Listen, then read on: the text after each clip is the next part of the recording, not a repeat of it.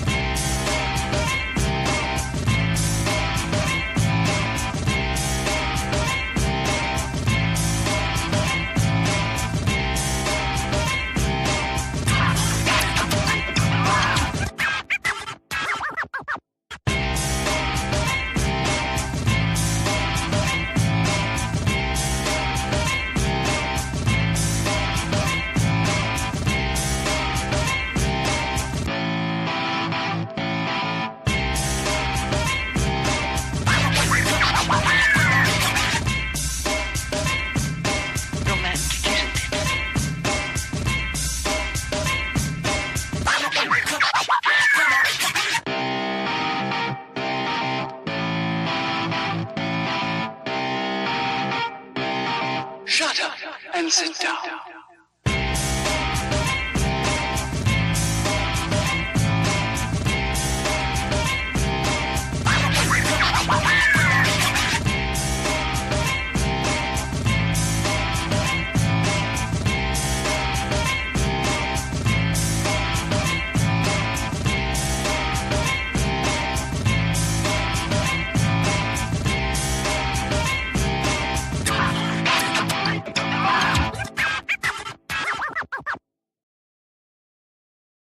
Hello, good evening, and welcome to another episode of Build Paint Play. I'm Dave. And I'm Jake. It's good to see you, man. What's new? It's nothing much. It's been a quiet week. Nothing going on. Wait, no! It's been, I've been crazy. Must be nice. Busy. Must be crazy nice. busy. Yeah, it's been wild. How about you? It's been hectic. It's a lot of, I was actually looking forward to this month because I don't have any shows this month, which is kind of nice. Yep. But instead it's like, I've been dealing with stuff all day today for San Diego Comic-Con. Like, Okay. well, you and I could talk about this after the show, but like stuff with panels and like making sure we have everything lined up and then getting ready for Nova, like, you know, prepping all that stuff. But yeah, it's never a dull moment. I can't complain. So awesome. Awesome. Cool. I'm just gonna say hi to everybody in the chat. Dave Hummel is here first. Good work, Dave. Nice. Luis is here. Josh Sawyer is here. Scott is here. Says, hey gang, congrats Dave on another successful Kickstarter. Yes, we'll mention that in a minute. Mark Maxey has joined us. Jonathan Palomo is here. He says, hey guys, working on my Arcanaut Ironclad. The thing is immense, and it took me 2 hobby sessions to assemble. I could totally believe that. Yeah, that's a cool model. I like that thing. I have not assembled one. I have one for my. I have one unpainted for my Caradron Overlords, but that's the biggest one, right? Oh no, the Ironclad. That's the biggest one. Yeah. I think I have one. Somebody else assembled it, so I mean, I will have to go through and sort of clean up mold lines and that kind of thing, but should be fine. I don't know if I'm looking forward to it though. Oh god. Jonathan has joined us. Hey Hank, welcome. Corey has joined us. Hi Corey. Welcome. And yes, as Dave Hall says, no rest for the wicked. Yeah, seriously, it feels like it. Yep. There should be a Jupticon number 2 to satiate our hobby needs next week. So I think my to wean me off Adepticon, because Adepticon is the show that I look forward to. That's like the big hit. So to wean me off Adepticon, I get Nova is like the come down. I'm like, okay, I need another little hit to like get me through. Right. So Nova is like the second one for me. Yep. So tonight, at about halfway through the show, we will be stopping. I will be trying to purchase my ticket for a very limited event that I want to go to. But yeah, tickets go on sale tonight at 8 p.m. I'm sure that Owen and Mike and the team are also in there with their fingers crossed that things go smoothly tonight. Excellent. But yes, should we jump straight in? Yeah, sure. Cool. Oh, well, sorry, I did want to mention. So tonight, following on from last week's successful interview run, we're going to have 3 interviews tonight. Vince Venturella, Tim Marsh, and Natalia Oracz, basically talking about their books for the Art of series. Folks have been mentioning in the chat, the Kickstarter launched today, and things are going very well. I just noticed your shirt. It says yeet. What are you yeeting? I was watching WrestleMania this weekend, so okay. This is my boy. This is he won the championship, so I was pretty excited. Okay, radio. I don't know who that is. It's Jey Uso. Okay. Yeah, must be new. Not really, but like he's new in singles. I've watched. I will say one of the coolest things I've seen is when he comes in. Like, we don't need to go on a whole wrestling, but when he comes in, his entrance, he usually comes in instead of coming down like the tunnel. He usually comes out in the crowd somewhere and walks down through the crowd, and like the crowd loves him. Like last night they had 70,000 people like dancing to his music, and his whole thing is like when they play his music, there's this whole thing in the middle where everybody does this, like they're bouncing, and they'll watch it. Seeing 70,000 plus people doing that is pretty wild. So he's just really fun. Yeah, Mark apparently is the Seth Rollins fan. He had a pretty good week too. But no, like I'll send you a link after the show or something. It's just funny. He seems like a really nice guy too. I think he's from San Francisco. Okay. Hometown, so. Cool. Excellent. Scott says WrestleMania was pretty boring this year. I actually went to WrestleMania in 2002, which was held in Toronto. Toronto, Canada. Nice. But yes. Nice. Fantastic. And also, sorry, Jeff Smith has joined us, and Alan Borthwick as well. Alan, good morning. Good morning. Morning. Fantastic. From the future. Okay, so let's take a look at what we've got. I thought you would like this one, Jake. Nice. Iron Within. Iron Without.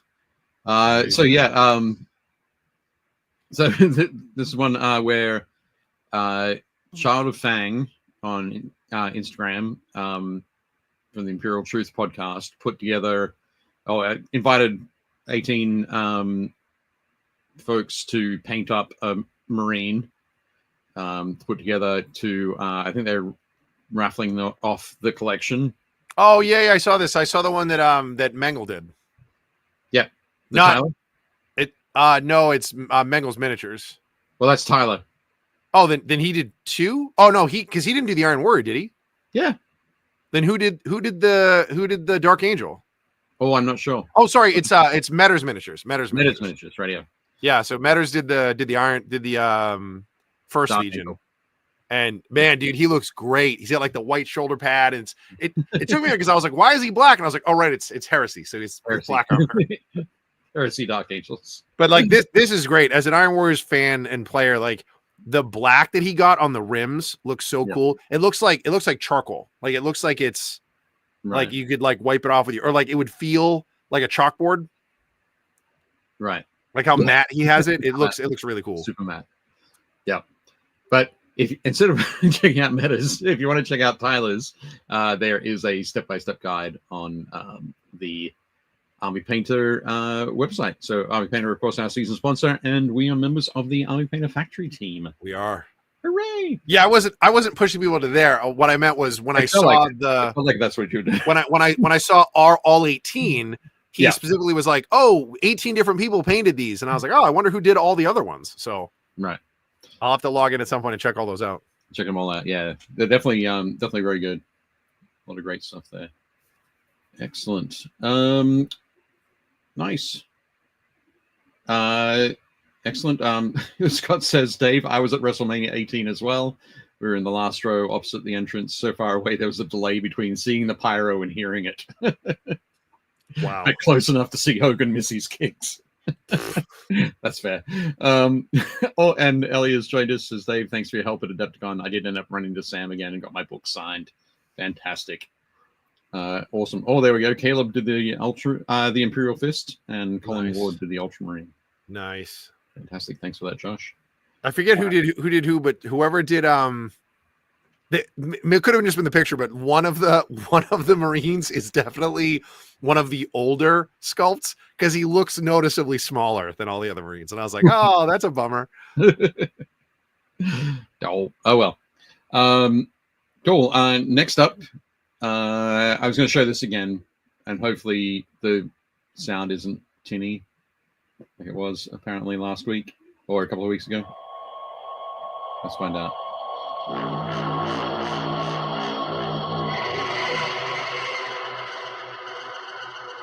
How's it sounding, Jake? Better than last time.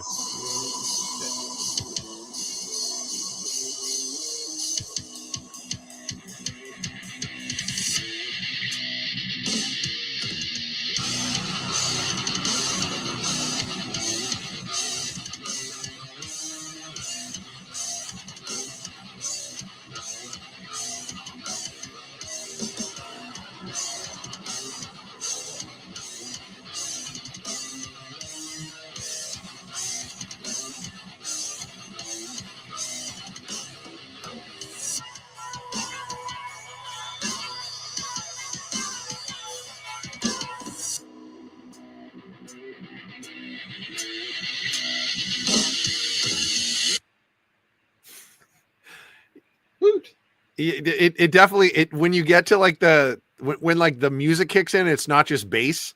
Yeah, it's super tinny. Like it's all you can hear. All you can hear is the hi-hat. All you can hear is that, and you're like, there's definitely other stuff happening. I'm just not sure what it is. Okay. Boo. Well, everyone can go to the Kickstarter page and play the video there and check it out on their own machines. Definitely do it. Crank up the volume, folks. There's a lot of low end on that. So fantastic. Fantastic. There's somebody actually commented on the Kickstarter, said, I came to the Kickstarter, I backed it, then I watched the video, and now I'm following the band that did that song. So awesome stuff. There we go. So on the Kickstarter as well, we have the slip cases available as add-ons should people want to get those. Very nice for the sets, but it's really exciting to see those continue to grow. I'm trying to think who I've like out of all these people who I've met. I've met Eric, I've met Roman, I've met Josh, I've met Sam. Have I met Katarina? Possibly. She was at Adepticon. Maybe. I don't know. Anyway. Maybe. Moving right along. Also want to mention Roman Lapat's Beyond Your Imagination 2. So creativity challenge. Is this the astronaut? This is the tiny astronauts. Oh, yeah. Dude, I want to do this. I'm gonna do this. Yeah. So I got you can buy the STL from Roman's website, or you buy physical astronauts from his Etsy shop as well. And I think we've got until like February next year to do something super cool with the tiny astronauts. Nice. But yeah, they'll be. I need to sign up for the one day Necromunda event at Nova. At Nova, right? Speaking of Nova, the wonderful folks at Nova have given us a convention access pass. Yeah, so, Mike's in the chat too somewhere. Fun. Mike's in the chat, I think. Oh, you saw Mike? Oh yeah, he is in there. There he is. Yeah. We're giving away a convention access pass. We're going to be doing the fun things. We'll be putting out some social media posts about it, so keep an eye out for those. It's the usual thing: subscribe or follow, like the post, leave a comment that tags a friend, so we can use this to spread the word about Build Paint Play. And the wonderful person that's going to be helping us out with that, person who's joining the team, the Build Paint Play team, we're very excited, is, I think she's still in the chat, is Corey. Sideways. Sideways. She sent me the photo sideways, so I didn't want to mess with it. This is what she looks like sideways. That's amazing. Yeah, we'll have to fix that. I don't think that was supposed to be sideways, but no, it'll be fine. But yeah, we'll mention mentioning Corey again, and at some stage in the future, we'll definitely have Corey on the show. That she's going to be helping us out with our social media stuff, things that that either we're too super hectic or incompetent to be able to do. Like I'm going to stay in my lane. I don't know how to do any of that stuff. So yeah, but so we're excited about that. Excellent. Mike says the way her hair defies gravity is amazing. Absolutely. Sorry, Corey. And this, folks, this is exactly why we're bringing Corey on. It's so that this sort of stuff doesn't happen. No, wait. No, Corey sent it to me sideways. She knows what to do. So sure, like probably because that's the way the phone transposed the image, but you know, it could be. It could be one of those things, but we'll find out. It's all good. But yeah, we're very excited, and we'll have Corey helping us out, which is super cool. And at that point, I'm going to stop that sharing. We'll go to the next thing. Just looking back at the chat.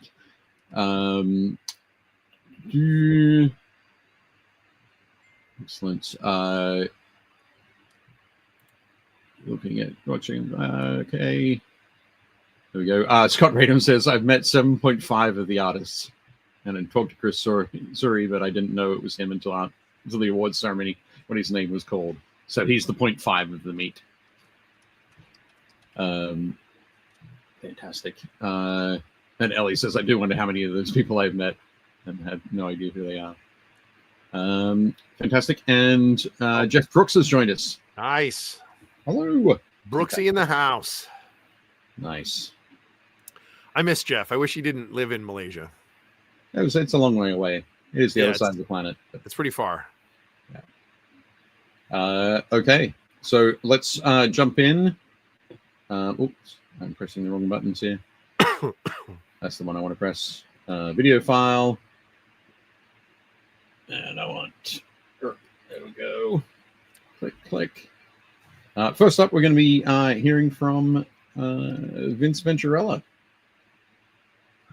So here we go. Hi, everybody. We're back with Vincent Venturella, or Vincey V. Now, this is the point. The man of many names. Listen to it. Welcome, Vince. How you doing? I'm great, man. It's good to be here. You can call me any of those things. Just don't call me late for dinner, as they say. Nice. Excellent. Well, I just want to start off by saying I'm super excited to have you working on a volume of the Art of series. I've been watching your YouTube channel for a long time, and we've known each other for, I don't know, maybe a decade now. Yeah, 10 years now. Yeah. Easily. And I've always admired particularly your creativity with your army building, all the cool ideas that you push all the way through. Thank you. Your armies, and army building and painting isn't a sort of incredibly easy thing. So it's always wonderful to see somebody else who really enjoys that. Yeah, it's a different set of muscles you got to work, right? It's like the difference between like a distance runner and somebody who's just like working out at the gym or something. Different muscles you're focusing on, if that makes sense. Yeah. So, but yeah, it's really fun. Like I love making armies. I love everything, and I'm glad to be doing this. I couldn't be more lucky. I've come into the perfect time. I'm book 13, exactly as it should be. All the universe has aligned, my friend. Exactly. Or maybe Dave just made the right choice. I don't know. It's hard to say, but either way, I'm stoked. I think it was there was a part coincidence and part opportunity that that arrived at this moment, so that yes, Vince Skaven Lord could be volume 13. So I think that's I like this. The symmetry isn't the right word. I like the asymmetry of that, perhaps. Absolutely, yeah. What could it be but the hand of the great horned rat himself, just reaching in to guide our fate? Yeah, I'll have to stop eating that weird stone every night. Anyway, we should jump in. I wanted to start off. I always love an origin story. So my first question that I have for you, I've got 5 questions here. First question is, when did you start painting?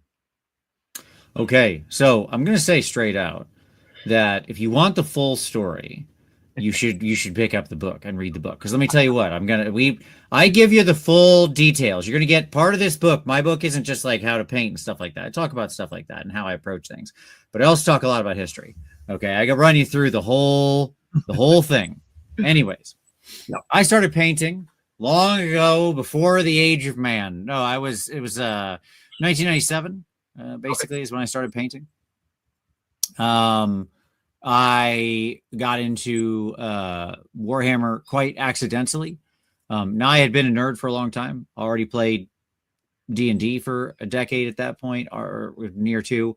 Already played Magic for a long time, but I never played Warhammer. I didn't understand this miniature game. Wasn't really familiar with it, And my friend came over and beat the living crap out. He said, I want to show you this game, Warhammer. And then he beat the living crap out of me. It wasn't exactly a good learning game, but it was what it was. Right. And then people donated a bunch of figs to me that were like old Battle Master stuff. Do you remember that game? You set up a big mat on the floor. Yeah. And it was a partnership between Games Workshop and Milton Bradley or whatever. Yeah. But at any rate, so I had a bunch of knights from that, like cannons and the little halberdiers and stuff. And that was my Empire army, just this sort of weird cobbled together thing. And I started painting them. I went out and bought like whatever the Citadel starter paint box you could buy at that time was. And proceeded to look through the book, like the Empire book. And there was one of the color schemes that was like black and yellow. And I was like, oh, this is awesome. I want to do this one. This one looks cool as. So then I just started painting black, and I was like, easy. I could just prime them, and then I put this yellow right on the top, and I'll be done. Boom. You can imagine how all that went. So all my initial painting was very, very, very bad. Because that's what it was in the 90s. We didn't have anybody teaching us how to do this stuff. You either had a friend who knew how to do it, or you suffered a lot of pain on the road. Yeah, absolutely. I think that's great. I early in my Warhammer collecting, I got a couple of boxes of the sort of Battle Masters, and started with an Empire army. So I totally feel it. It was a great way in. You got state troops, you got knights, you got a cannon. What do you need? I went out and bought a war altar. That was the other cool thing I wanted. I thought that was like the coolest thing. So right. Yeah, actually the war altar was great. Definitely. No, that's cool. Yes, I can imagine though the yellow over black in 1997 with early Citadel paints. Well, don't worry, because if you buy the book, you will get to see pictures of those knights. I still have them, and they will be included in the photos that I send to Dave when he puts this book together. You're gonna get. I don't hide anything about my past. I wasn't born to this. I don't believe in innate talent.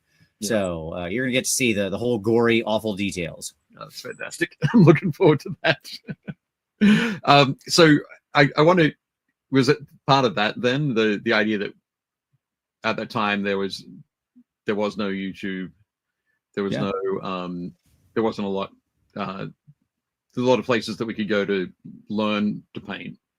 Was it that sort of thing that impacted your decision to start a YouTube channel that teaches people how to paint? So yeah, I mean, you're exactly right. There was nothing. So this is like, I understand that for a lot of people now who are younger than us, it may be impossible to fathom that there was a time before, YouTube and the internet and everything. You wanted every hour of the day. But there wasn't. Like, I grew up on when I started painting, your paint tutorials were in White Dwarf, and they were 3 steps. And those 3 steps were paint, shade, complete. Complete is not a step. That's cheating already. That's nothing. And everything I did that followed those steps certainly didn't look like their pictures. Yeah. They were liars. But anyways, Yeah, why started a YouTube channel? Anger, spite. Okay. Right. These are the important emotions that went into starting my YouTube channel. Okay.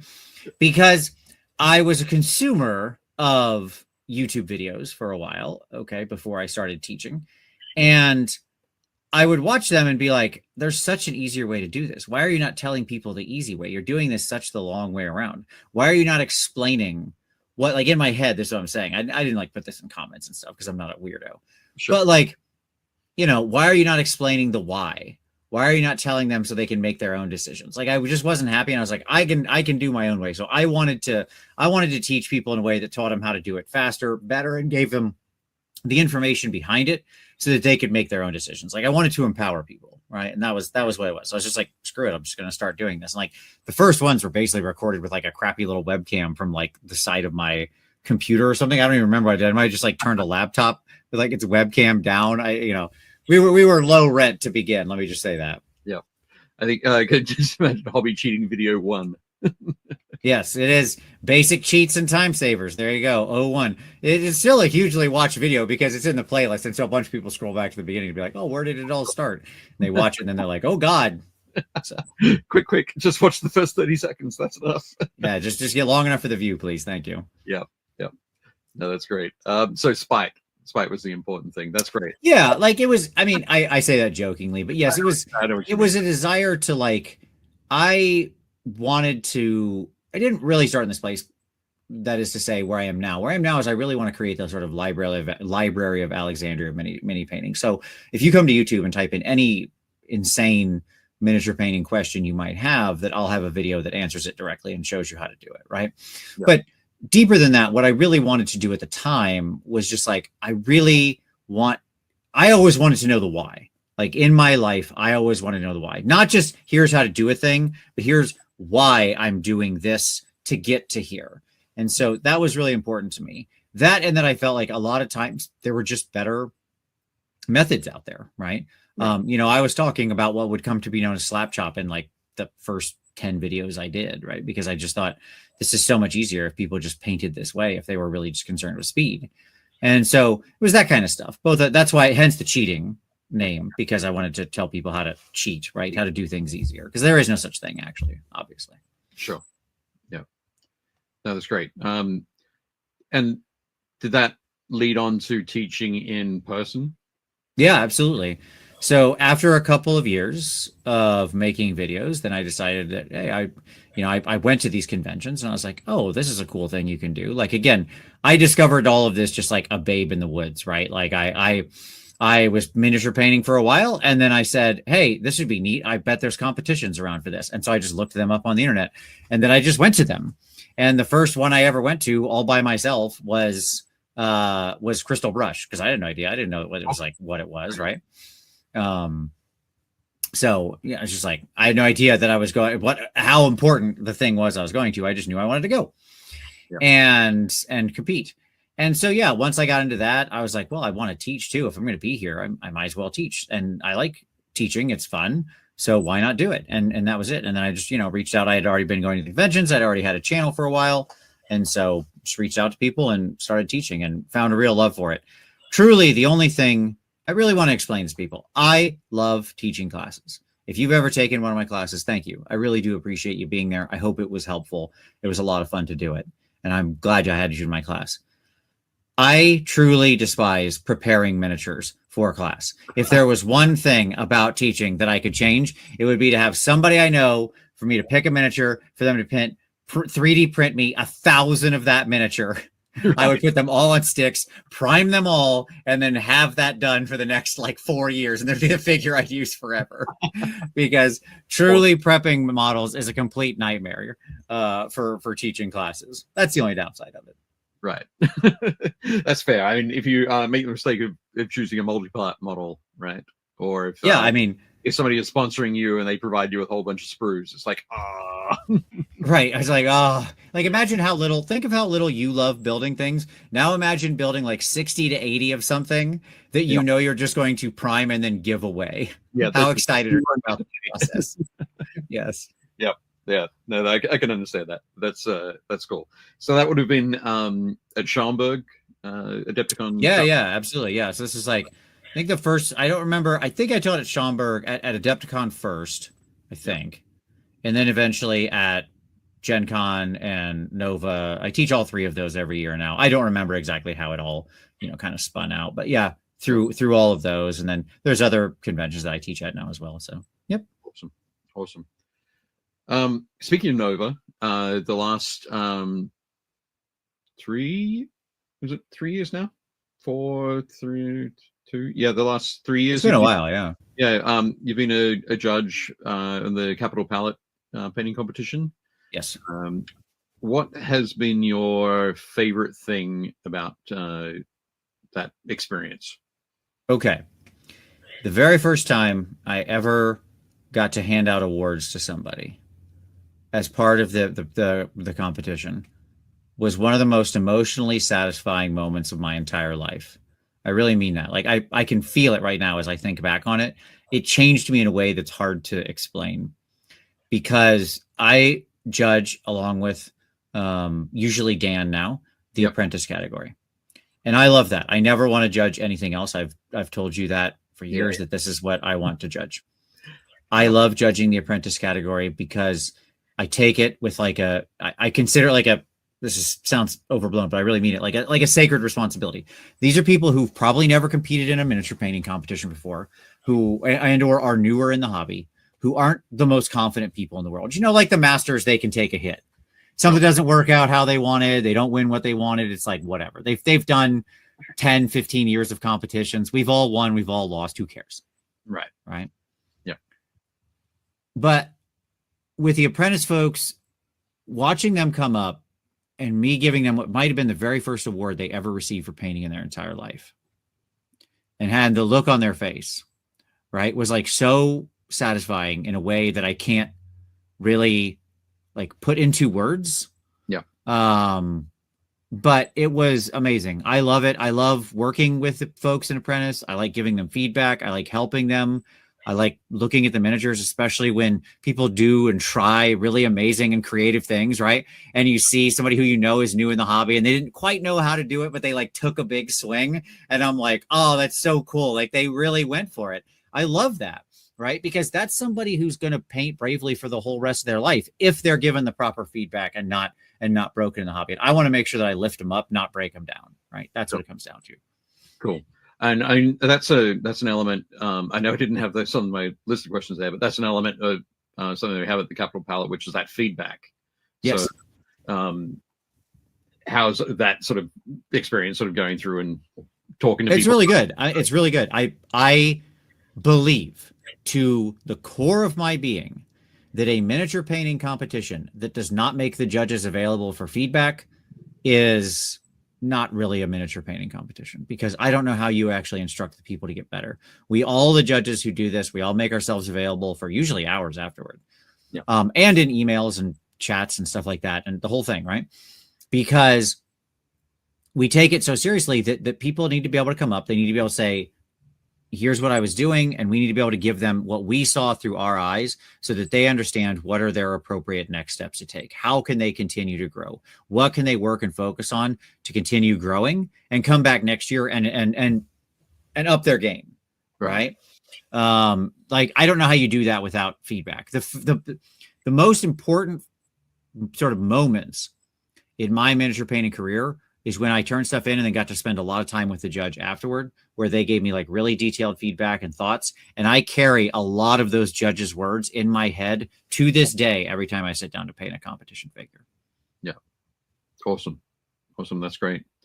The final question I've got for you is, what are you most excited to express in the art of Vincent Venturella? Yeah. Oh boy. Well, it's going to be a very interesting book. Like, tuck in, folks. We're going to go on a journey. Let me just say that. Because it will cover like my sort of history and it'll cover army painting and my YouTubing and teaching and display painting and how I think about all these things and how they interact. So it's going to be the whole universe will be in here. Right. Yeah. But what I'm most excited for is just to take people on the journey that I've had, because, and I really mean this, I'm not an artist. Okay. Like, I think there are people who, you know, you knew when they were very young, you met them and they were just like, they always had the art gene in them. They went to like art school. They were interested in art from a young age, all that kind of stuff. I liked drawing and stuff when I was a kid. I did. I drew a lot. I like, you know, would draw what was in my comic books. Like I'd try to recreate Cyclops or Wolverine or something like that. Right. I was okay at it. And I took like art when I was in high school, you know, but that was just because what a fun class, you get to make an ashtray. And so, hey, that's cool. But like, it wasn't what I took in college. I never had any formal training, and I'm bad at, I was like very bad to start. Like, again, you're going to see the proof of this. This isn't me like downplaying myself. I will show the receipts that show I did not have any innate talent for this. Okay. Yeah. But through practice and feedback and learning and all of that stuff, I was able to grow into someone who I hope at least can, you know, paint to a reasonably high quality and hopefully inspire others to do the same. And I want to take people on that journey because I think there's a lot of people who just like get into the mindset. I'm not an artist. I could never paint like that. I could never do that. I see the comments on my videos, right? Oh, I could never achieve that. Yeah, you could. Oh, I mean, you don't have to. Throw out my brushes. Right, exactly. Like, you don't have to. I'm not telling you have to. You can have whatever goals you want in your life, okay? Right? But if this is something that interests you, you can do this. Period. Okay? If I can, you can too. That's it. Excellent. I'm looking forward to working on it. There's so many aspects as you sort of listed there that I'm excited to sort of dig deeper into. And everybody, please take a moment, send your thoughts and prayers to Dave, who has to edit my work, where I write very much like how I talk and in my voice. So, so please keep him in your thoughts. It's going to be a long time for him there going through that. It'll be fine. I'll enjoy it, I'm sure. If not, I will give you a call and let you know. Yeah. Awesome. Well, thanks very much for joining us, Vince. I know that normally on Tuesday nights you have a D&D group that you've been gaming with for many years. 25 years, yeah. 25 years. There we go. So we didn't want to break that streak, but I'm glad that we could catch up by this recording. I am super glad we were able to do it, and glad to be here. Glad to work with you, Dave. Everybody. So I'm honored. I can't wait to share this stuff with everybody, and I think everybody's really gonna love it. So thanks again. Awesome. Cool. Thanks.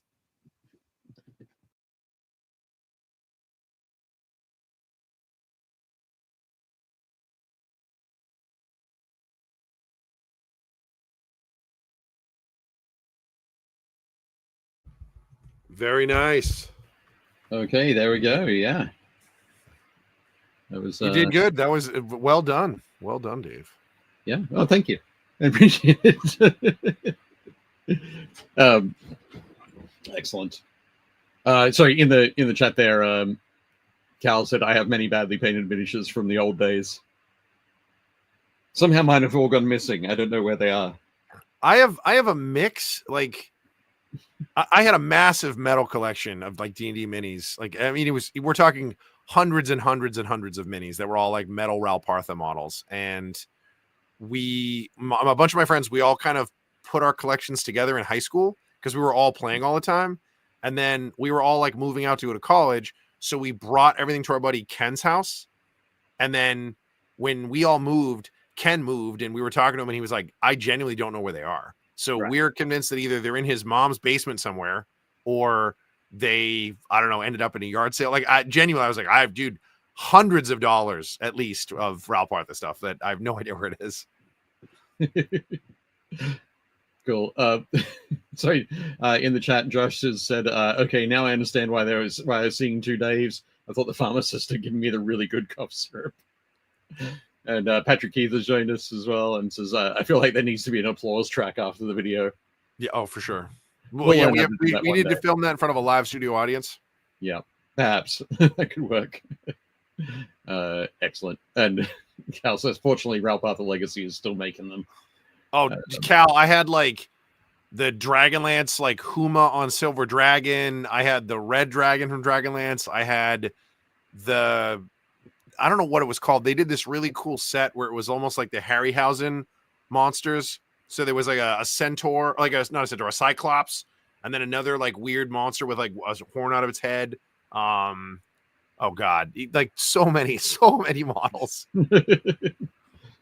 Awesome. Alan says, moving flats too many times after leaving home. I lost heaps of my older models. Then post the divorce, I sold a ton as I took a break from the hobby. I have more than replaced what I had. That's good to know. Good to know. Exactly. There we go. Scott says Ken sold them, invested in Bitcoin, which was great, but then he spent it all on NFTs, which was bad. Oh yeah, he definitely. If that's the case, he definitely got rinsed, man. He got nothing. He's in the hole. Hi everybody, we're back. And sorry. Wow. Okay, we're just jumping in. All right, let's do it. Sorry, we've got to jump in because I know that this interview is about 19 minutes long. All right, go. End us at 8 o'clock. So just go. That purchase. Sorry. Here we go. And I'm now talking with Natalia Oracz. Hello. I'm also talking to you from a completely different location. This is not my basement, not my usual painting desk. It is Easter Sunday today, and I'm up at my sister's place, a little farmhouse in Pennsylvania, celebrating Easter today. Natalia, you had a big Easter. Yes, I'm in the Poland rural village, and I'm also like in a small how it's called, like a house at my parents. Yeah. Fantastic. And you had a good day though? Yes, great. A lot of food, a lot of cakes. So I'm yeah, pretty good. Fantastic. That's great. So I just want to say, first up, thank you very much for joining us today, and also thank you for joining us in the Art of series. Really excited to work with you on the book. Yes, I'm very honored. Thank you for having me. No, I think it's going to be fantastic. I think so. I've got some questions that I've written down. So I think we go through those, chat for about 15 minutes. But of course, the first thing I wanted to start off with is, when did you first start painting? Oh, first, like my first try was when I was around like 19, when I went to the university. Okay. And I finally met friends who had some miniatures to paint, because like the first time I saw like miniatures for painting like ever was when I was a very small kid, but I had like no idea how to get them, where to find them, how to paint them. And I don't know, it's like they stayed somewhere in my brain, somewhere behind. So right. when I first saw them, when I was grown up, or at least adolescent, I just jumped into it. And it was like in 2009, I think, like 29, okay, something like that. And honestly, I found it very frustrating because I was using the bad paint, stuff like that. So I started painting like properly again in 2015. Okay, radio. Cool. Yeah. You're in Poland. There are so many fantastic miniature painters in Poland that we know. And obviously, I've worked with Katarzyna Gorska on a book before as well. And it was very interesting learning about her art, sort of the development of her art as she was growing up and traveling and sort of thing. I want to ask you about the Polish painting scene and sort of what you see in it. Like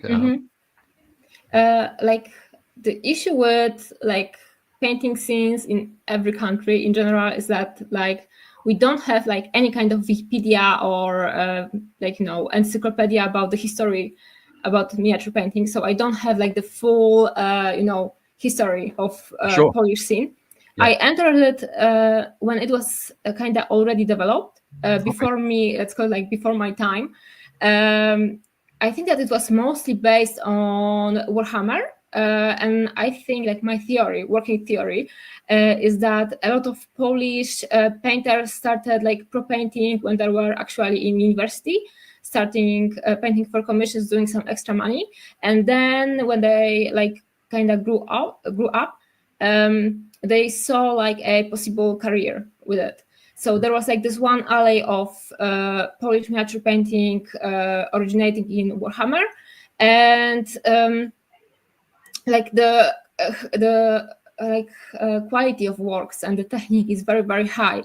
But I kind of always aimed for something more like I don't know, more fantastic, like artistic in a way. Like, not saying that the technical painting is not artistic, but a little bit more like I don't know, not standard and more in a creative alley, let's call it like this.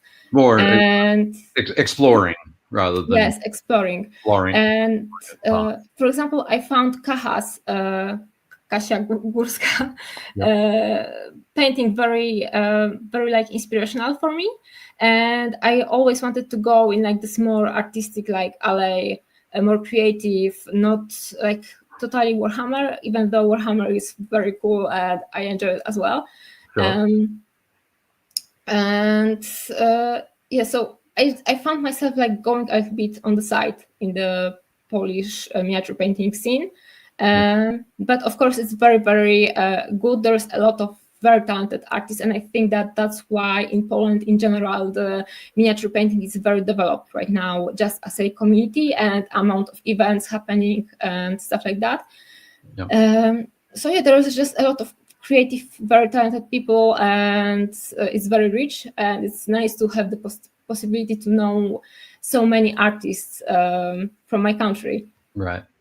Yep. I know. So I've spoken with and done some work with Krzysztof Kowalczyk at Nova. He's come over the last couple of years and helped judge at the Capital Palette. I know that he runs or he's involved in running the contrast painting competition. Yes. Have you participated there? I did in the past, and in the past I was a judge. Right now, I'm not that much involved, but like honestly, I started like traveling more, and just had a little bit less time. Yep. But yeah, like definitely the paths of contrast and me were crossed. Let's call it like that. Right. Cool. That's great. I'd love to be able to make it over for that one year. Yeah, it's like worth it. Like in general, coming to Poland, we have a lot of miniature painting. We have a good beer, good food. So just yeah, come and lots of good reasons to visit. Yeah. Oh, excellent. The next one talks a lot. Is a bit more about your own painting, or it's actually completely about your own painting, but light and the way that light plays on surfaces. Plays a pretty like magical part of your painting style or your painting approach. What are the things that have influenced that?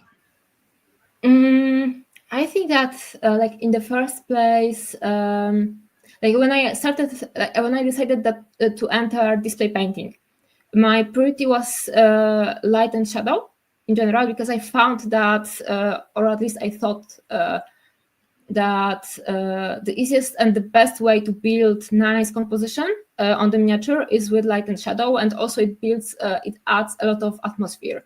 So this is the first thing I focused when I started like developing my more like artistic way of painting and painting bigger scales. I really like painting busts, and busts have a lot of space to actually accommodate the light and shadow. But then at some point, like in the beginning, I really decided like I wanted to like master the correct painting of the technicalities and like correct physics of light and shadow. But then I decided to kind of start bending the rules a little bit. And right now I find myself sometimes painting the light and shadow that looks realistic, but it's a little bit fantasy. And I also really like to kind of overburn the highlights. So my highlights and shadows are a lot of like there is a lot of contrast, value, and also like I think chroma. So for example, I like to do yellowish highlight and violet shadows. And those are like, contrasting on the color wheel. And then I like to overburn the highlights. So I sometimes push in the highest point of my highlights. I sometimes push it further. So I start with the pure yellow highlight, and then in the middle of the pure yellow, I add a little bit of mint, for example, or pink. And it looks like it's very subtle, but it adds like this, I don't know, like kind of ethereal feeling sometimes. It does, yeah. I think one of the pieces that I was looking at when I was thinking about this question was, I think it was Hollow Erica. Is it Erica? Yeah, it is. So I'll show a picture of that piece after our interview on this on the live stream. But yeah, when you talk about those sort of overburning the highlights and including those other colors in the shadows, I think she's a fantastic example of that. Happy that you like her. And she was like, this is a very good example of a miniature where I'm thinking about the initial color composition, stuff like that. And then I start thinking, how can I push it a step further? And usually that includes like adding one more layer of color somewhere. And the one layer over there is actually in the reflections in the hollow all around her, like dress or something like that. Yeah. Yeah. No, fantastic. I think I absolutely love that piece. So yeah. Thank you. Fantastic. So I guess this next question I've got here is it's kind of like a follow-up to your sort of thoughts on people who started in painting while they're at university and then continued as a career. I was going to say, what helped you decide to become a professional painter? Okay, so I actually started when I was out of my university and I was working at a company.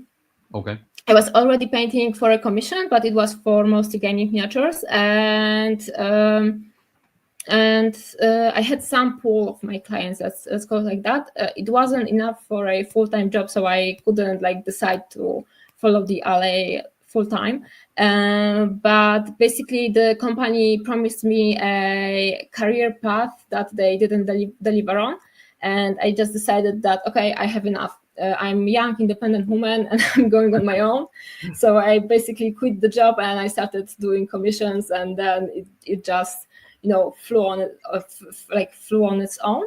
And also with each gaming commission I did, I spent a lot of more extra time. So I was all the time underpaid, but I wanted to push my skill with each painting. Right. So I delivered 110% with each commission, and this way I was able to progress with my technical and my more artistic approach to painting, expression as well. Right. So it was basically there was an element in there where it was about practicing. The important part. Yes. Obviously, getting paid for a commission is important, but being able to use them for practice and experimentation. But when you are a commission painter, there's a lot of extra skills you need to actually learn. So one of them is talking about the money, and I was very, very bad about it in the beginning. And then also being your own boss, stuff like that. It's always problematic. I think that in particular for creative people, because people are different people have different stats, let's call it like this, and I think that some of the creative people have more issue with staying on track with the schedule, for example. Right. So it was this learning curve of all of those different skills. It was just interesting in a way, but also very tiring in some aspects, because I was progressing my painting and putting the practice that also includes quicker painting. Because you need to finish the piece, you need to get the money, and that's why we become much more efficient painters in a way, because we we are painting like the same stuff again and again and again, and we know how to paint it very, very quick. So yeah, just layers of different skills. Yep. When I was thinking, when I was working with Aaron Lovejoy in the first volume, he talked about where previously, like when he was painting a Space Marine for a commission, like Space Marine Army, it might take 50 minutes to paint all of the armor on the Space Marine, and then he'd have 10 minutes to do the details. It's kind of what he took himself for an hour to paint the model. And when he started using an airbrush, it took him 5 minutes to do the armor. So then he'd spend like 50 minutes painting the details. And because he could spend all that extra time, the models looked so much better. But he was ended up spending the same amount of time over once you got that sort of that rhythm.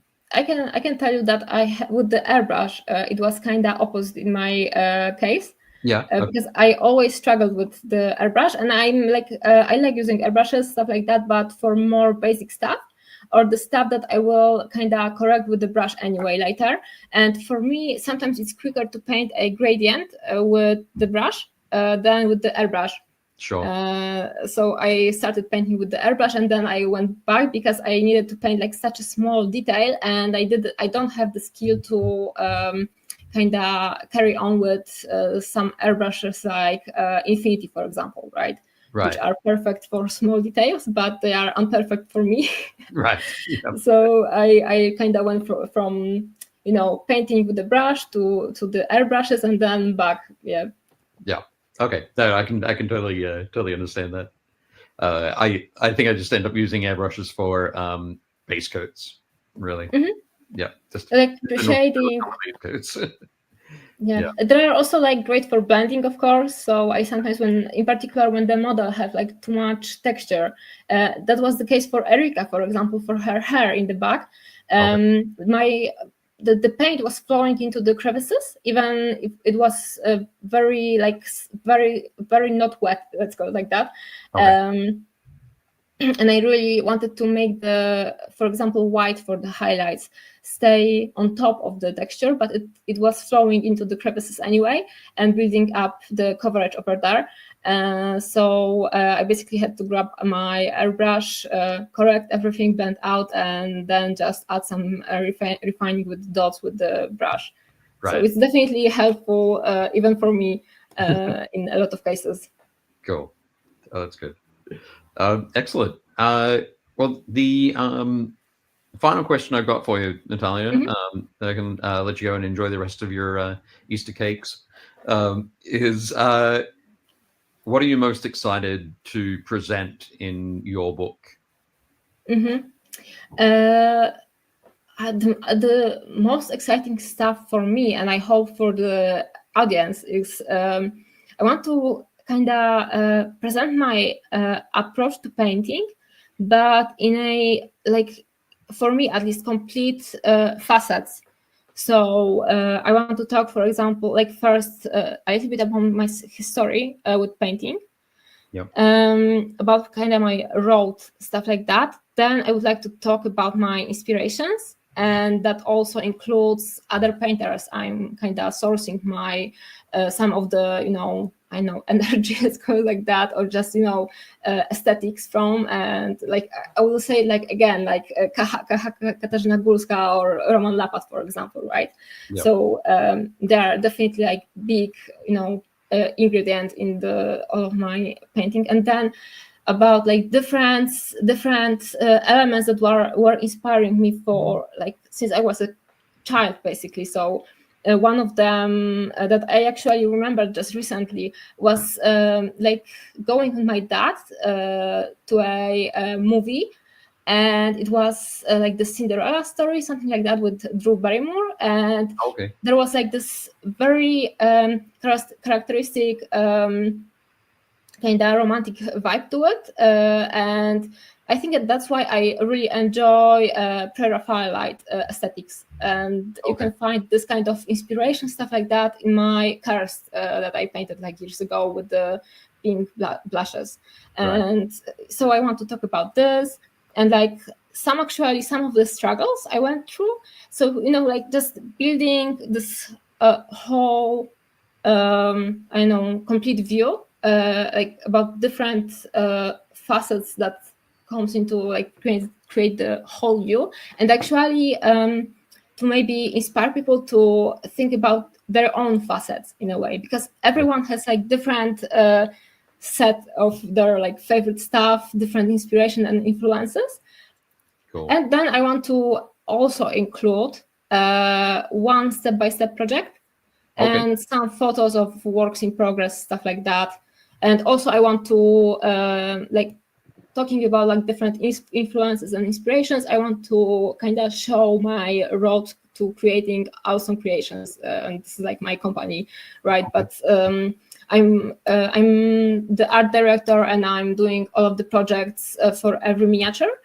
Yeah. And like this is like this one perspective to the painting, because I actually decided to create the models, so they are also expression of my likes and dislikes in every miniature I always painted. Right. Okay. No, that'll be great. I think. Yeah, I'm excited to definitely excited to read about that. Yeah, I'm excited to write about it, and I hope that it will be like clear and understandable enough. I'm sure it's going to be fantastic. No, it'll be wonderful. Excellent. Mm-hmm. Okay. Well, again, thank you very much for joining me and for talking about your art, your influences and inspirations, and what we can expect in the art of Natalia Oracz. Thank you for giving me this opportunity. It's like, I will tell it like again, it's a big honor and also big joy for me to have the opportunity to give like a like a complete book about my art to my parents, for example, right? And to other painters, and just have the opportunity to express myself in this way. Thank you very much. Yeah. Oh no, you're welcome. Fantastic. Okay. Thanks very much, Natalia. We'll, thank you. Speak to you soon. Have a nice Easter. Yeah. I will do. Yeah. Hey.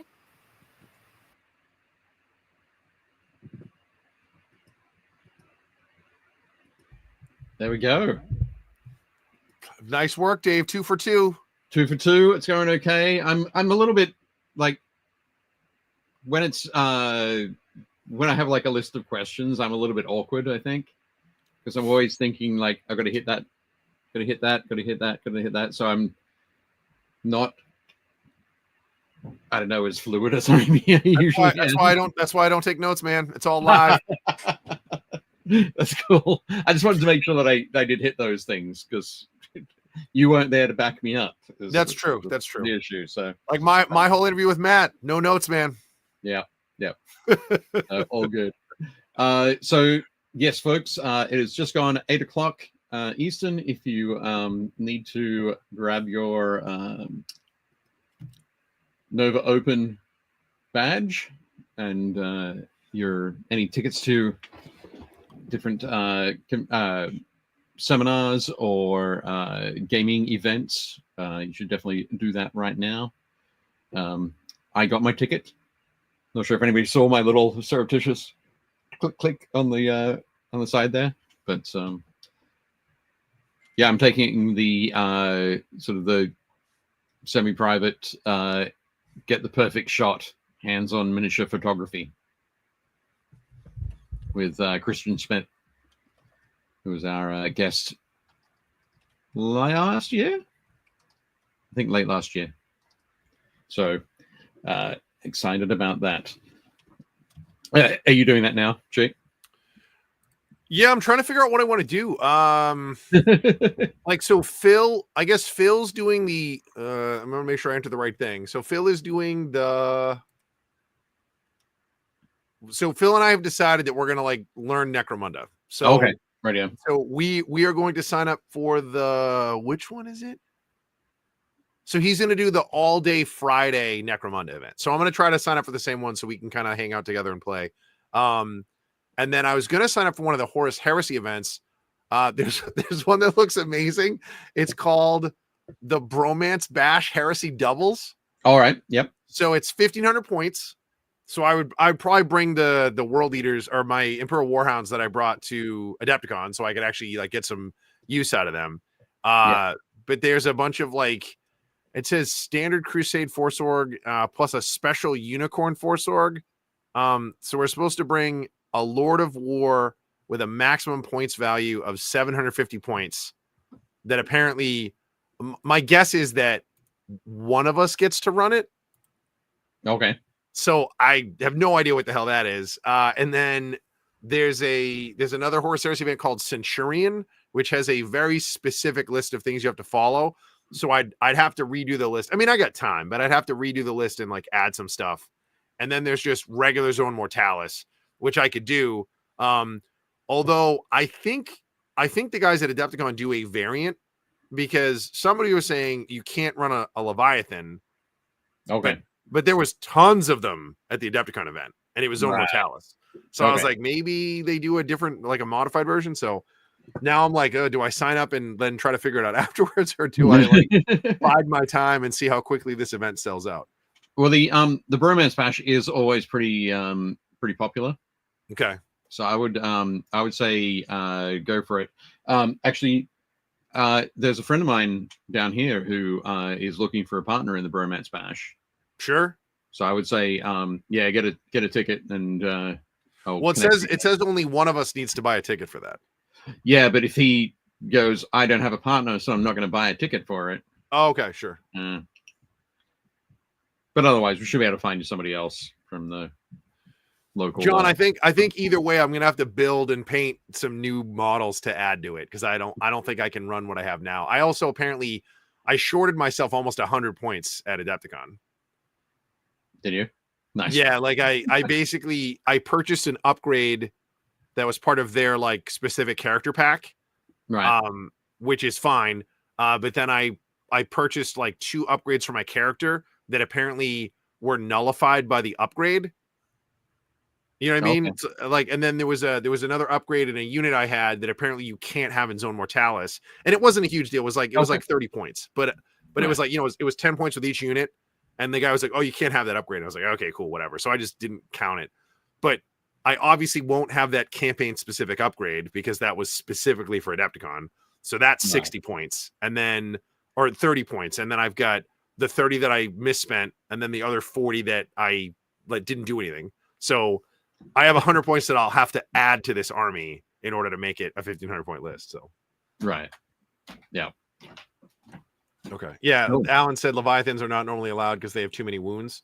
Yeah. So I guess that's a special amendment that the guys that at Firix allow. So it's anything. Right. It can't have more. They just bump it by 1. It can't have more than 8 wounds, and a Leviathan has 7. So okay. So yeah, they must have bumped that. Cool. So what I've done as well is I've grabbed some photos of art from the various artists, so we can have a quick look at those before we jump into the final interview with Tim Marsh. So, are we gonna give away are we gonna tell people about the badge? Were you not here at the start of the show? Oh, they have until now to do it. No, they have until May 6th. Okay. May 6th. Well, May 6th, we're going to draw the winner when we have Mike Sibilia and Dan Osborne on the show. May 6th. You can jump in, buy your ticket, get all your stuff for any of the events that you want to participate in. Right on. Yeah, that was the point I was trying to make. You would have to have a badge tonight if you want to register for events. So sure. But the one that we're going to give away, if you have already bought a badge, that convention access pass, which is sort of the core badge, the standard badge, you will get that value refunded. So if you already, buy a ticket tonight if you want to go, and then fill out all of our fun bits and pieces. So the first one will be on this video. So make sure you're subscribed, of course, like the video, and leave a comment tagging somebody else, tagging a friend. So you can let them know what's going on. They can, of course, enter and tag you. And then we'll be putting that out on our Facebook, our Instagram, our Blue Sky, I think. And on each of those posts, you can also, again, follow, like, leave a comment tagging somebody else, and that will get you another entry. So that's what we'll do with that. Okay. But yes, so this is these are some of Vince's Skaven that he's been working on. Very nice. So we had that chuckle in the interview about him being volume 13. Vince has been a huge fan of Skaven for the longest time, and so including him as volume 13 just seemed right. Yeah, I dig it. As someone who paints a lot of red, I love the reds that he has here. Oh yeah, his reds are so rich. I love the sort of, that armor with the shading that looks phenomenal. Yeah, it does look spectacular. Even like the Vambrance, on the just a little cuff that's on the one on the left. Oh yeah, like that shading and stuff is super cool too. Yeah. No, Vince does beautiful work. So yeah, his armies are fantastic. I think he paints like 2 armies a year, which is pretty impressive. But he does a lot of usually some of them will have some pretty considerable conversions as well. So I'm excited to see some more of those up close. Over the last 5 or 6 years as well, he's painted a lot of knights, both Imperial and Chaos Knights. Yeah, I've seen this one. Looks amazing. I love this one.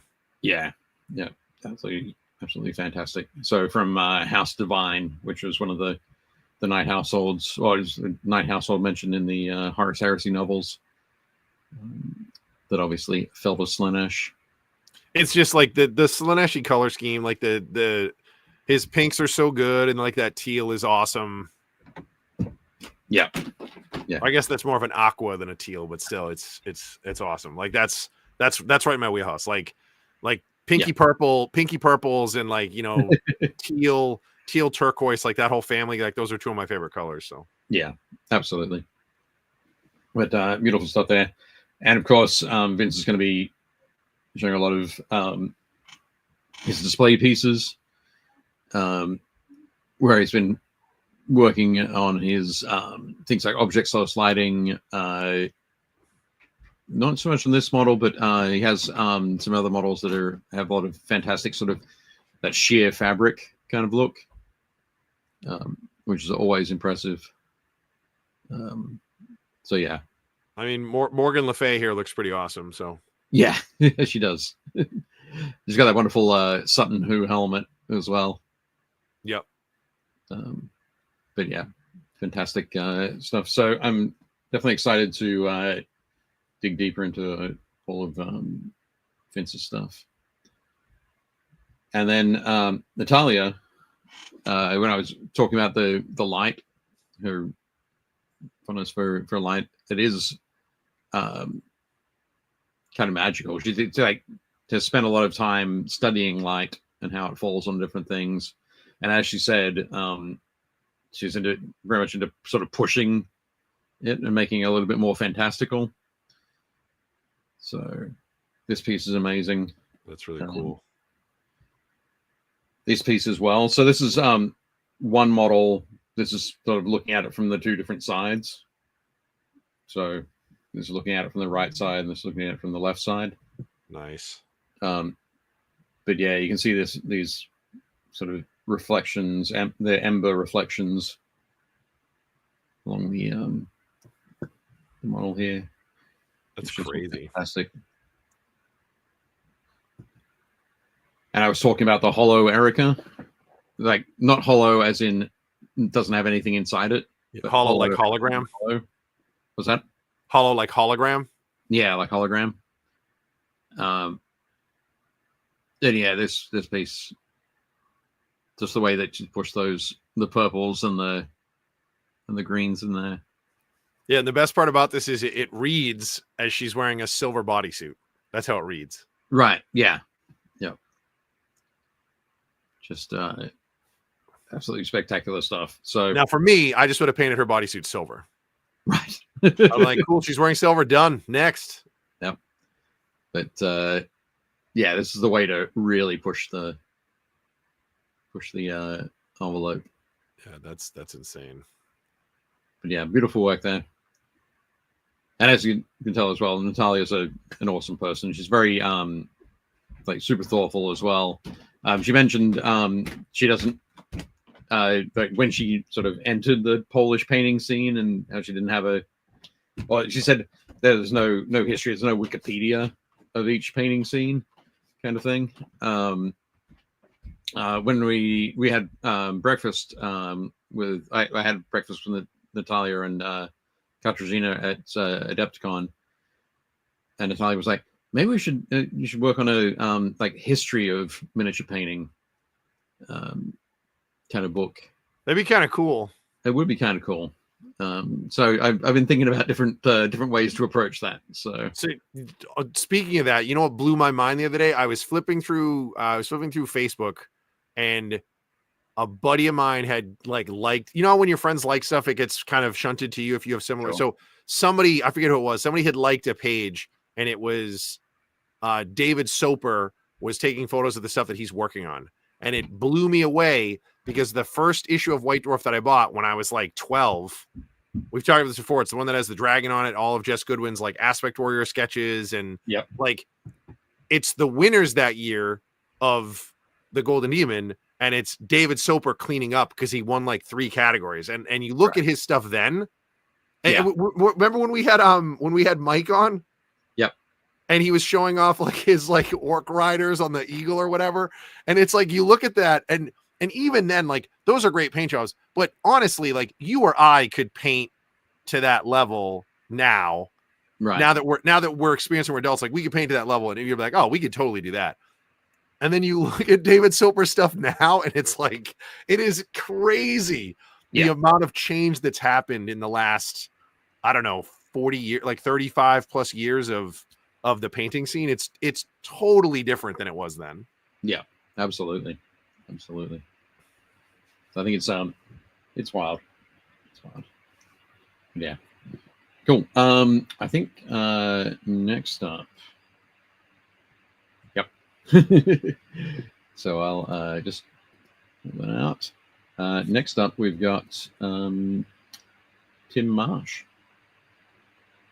So, sorry, I will say as well that was, I think in the video I might have said it was my sister's room. It's my sister-in-law's room. I wasn't going to fact check you, so. No, that's cool. But yeah, I was up there for Easter, and it was like, oh, okay, we've had to change the plans. We had to reschedule. And I was like, okay, Carrie, is it okay if I do a video interview from your living room while you guys are in the kitchen and dining room having lunch? So it all worked out. All right, I will. I've been muting my mic while we're doing this so I don't accidentally talk over any of the interviews. So fantastic. Well, this will be an interesting one because I think the last two, I was actually able to hear it without having to run through YouTube, but. We'll see how this one pans out because I didn't do the same checking with it. Here we go. So it's a conversation with Tim Marsh, which happened this morning. Right at the wire. Right down to the wire, for sure. Hi, everybody. We're back. I'm talking with Tim Marsh. Hey, Tim. How you doing? Hello. I'm very well. How are you? Doing well. Yep. Good. So all excited. It's a little bit, so we're filming this the morning of the Kickstarter launch. Yeah, it's all pretty hands-on. Yeah, so yeah, super excited, very nervous. I didn't sleep much last night, but no, man. That's what happens every time.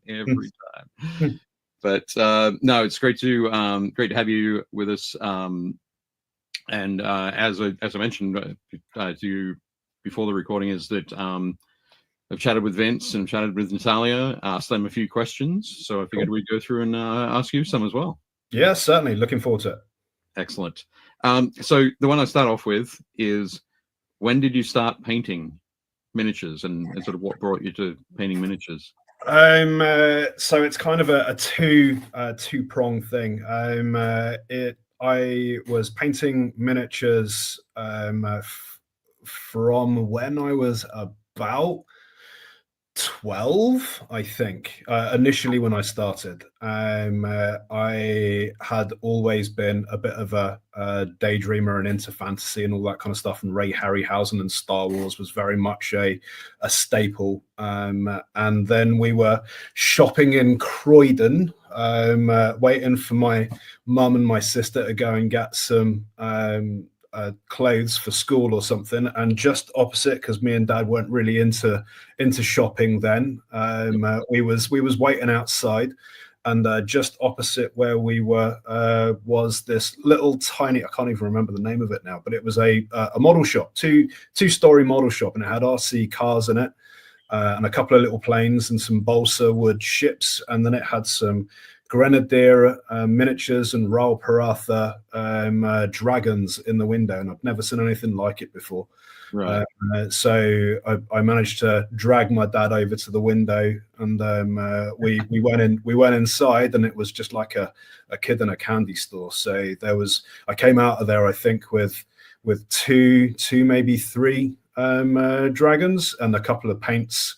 Wow. And yeah, so then I'd slap some paint on those, and then we'd go and pantomime them sort of beating each other up, and that was the start of that. Then discovered Games Workshop from there, and the gaming side of it, and did that for about 3 years, I think, and until I discovered the new best thing, which was girls, and apparently girls aren't that into 15-year-olds who go with dragons, and so that got shelved for a wee bit, right, until what now is it? It was probably about 8 years ago.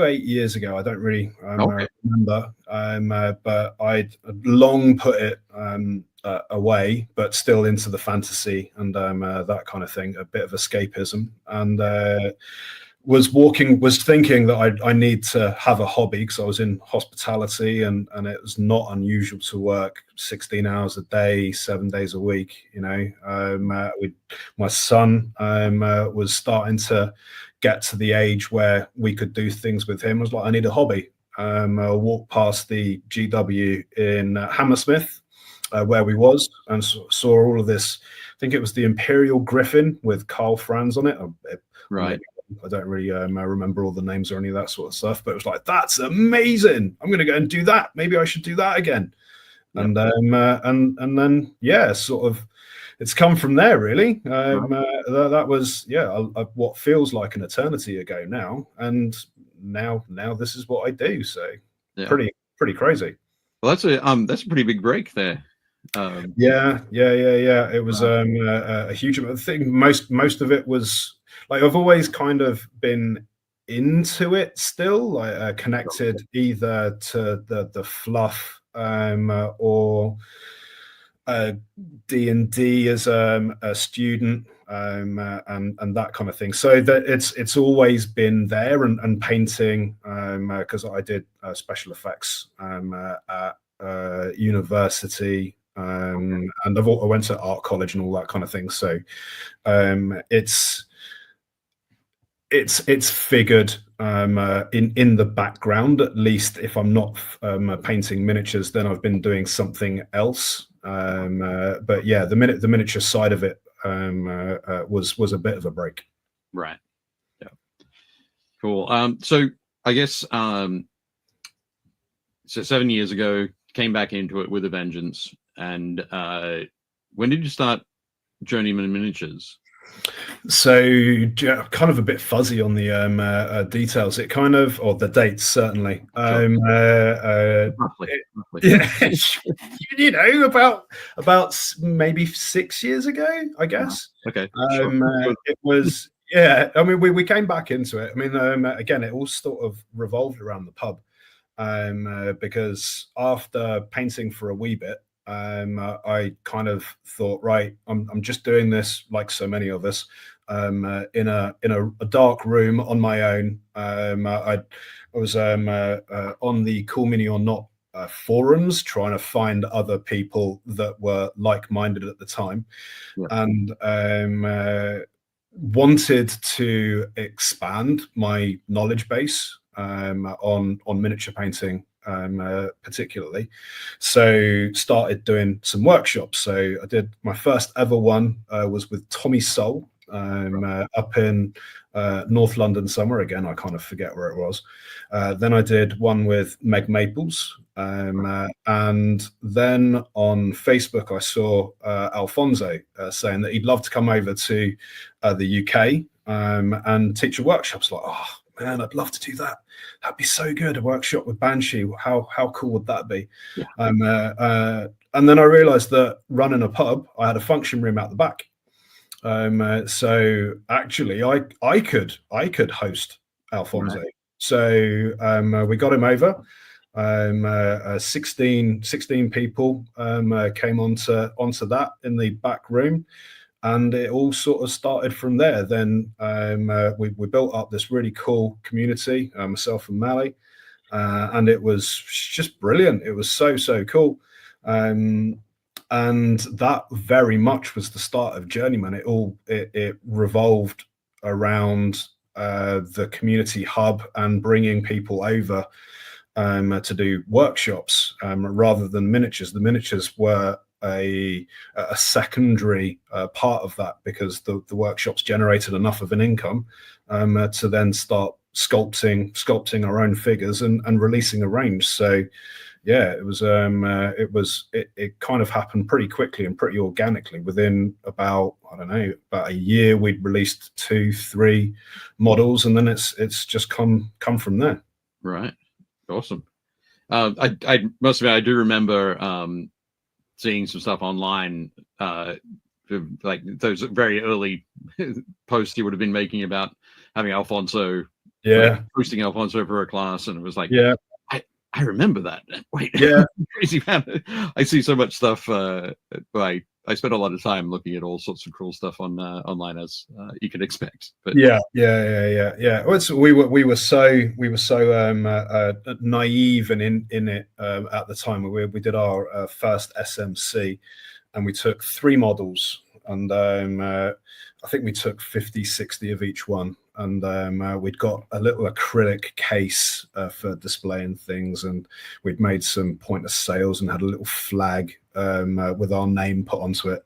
And we were talking to other individuals within the scene, within like their own market, and they're like, "Oh, bless you, little summer children! You've got so many of this thing, and I don't it's your first one. Just go steady." And we pretty much sold out of everything, and the stand looked incredible. We were like, "Oh, for a first showing, guys, you've done all right." Yeah, that was back in the day with Broken Toad and Massive Miniatures and Robot Rocket, and there was the whole before Brexit the British contingent going onto the European scene. So yeah, it was pretty heady days. It was very cool. That's awesome. That's great. So when did you? I guess at what point did that sort of lead to teaching classes yourself? Because I was going and hosting all of these amazing artists, Roman, Mark, Arnau, oh my God, Robert, the list goes on and on. Right. And I was always there. So the students would come over and just through osmosis, I guess you pick up quite a lot of different things along the way, and some of the other students were there. I was like, you should do your own workshop. I was like, no. I work full time as well at that point. I don't have time for that, and I'm not in the same sort of league as any of those guys at all. When I did finally go full time, it sort of, then I was getting asked more and more about tuition, so started the online tuition, of which now I've got like 30 online students. Oh, wow. That I teach monthly. And it kind of just it seemed like the next logical step was to do a in-person workshop. So the first one I agreed to do was the LVO masterclass, which is kind of setting the bar relatively high. That's like jumping in at the deep end. Yeah, exactly. It's like, what could possibly go wrong? 24 hours of teaching in Vegas. Why not?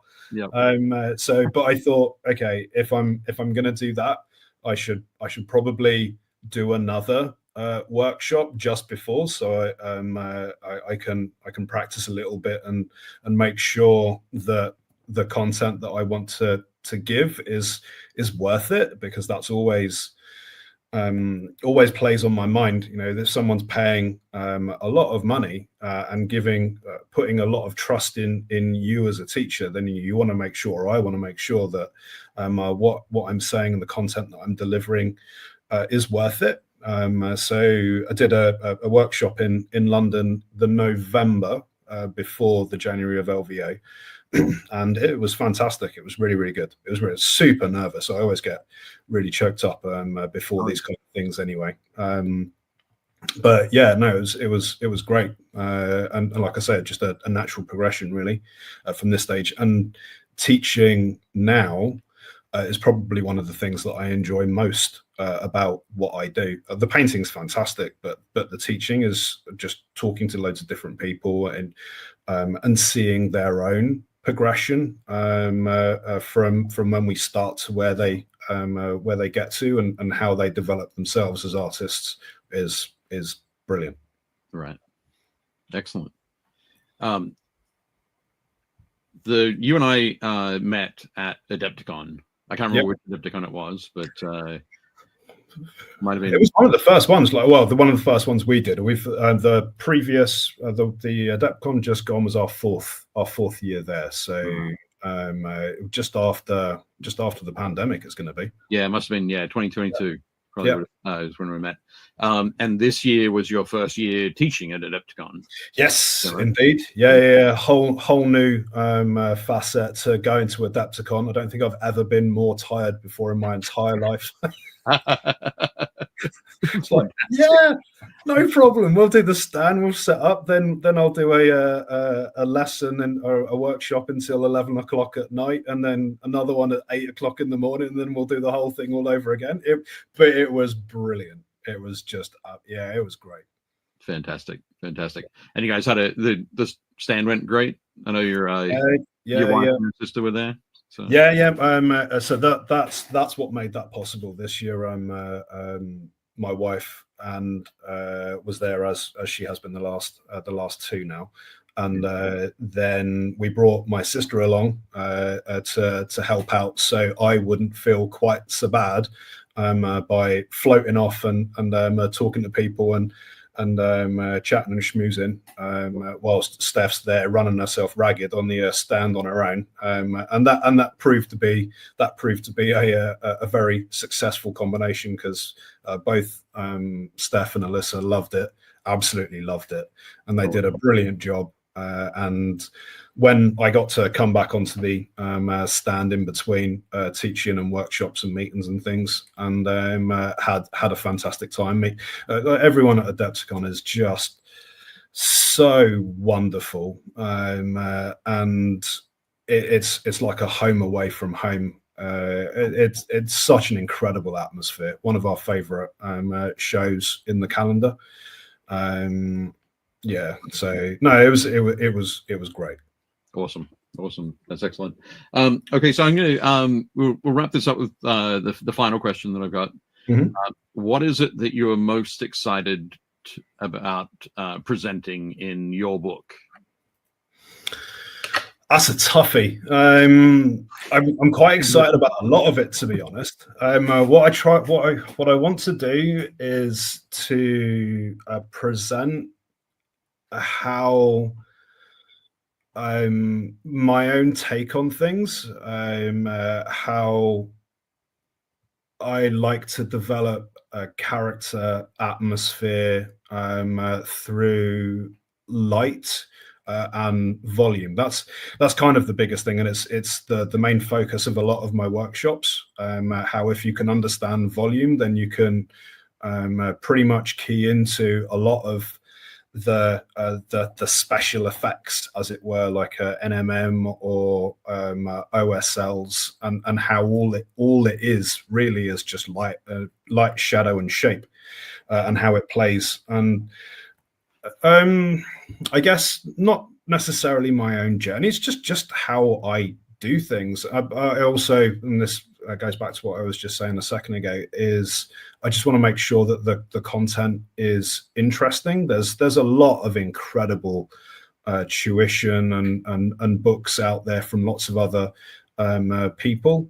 So I just want mine to be an honest display of how I like to do things, and offer something slightly different, maybe the same take, but in a different way.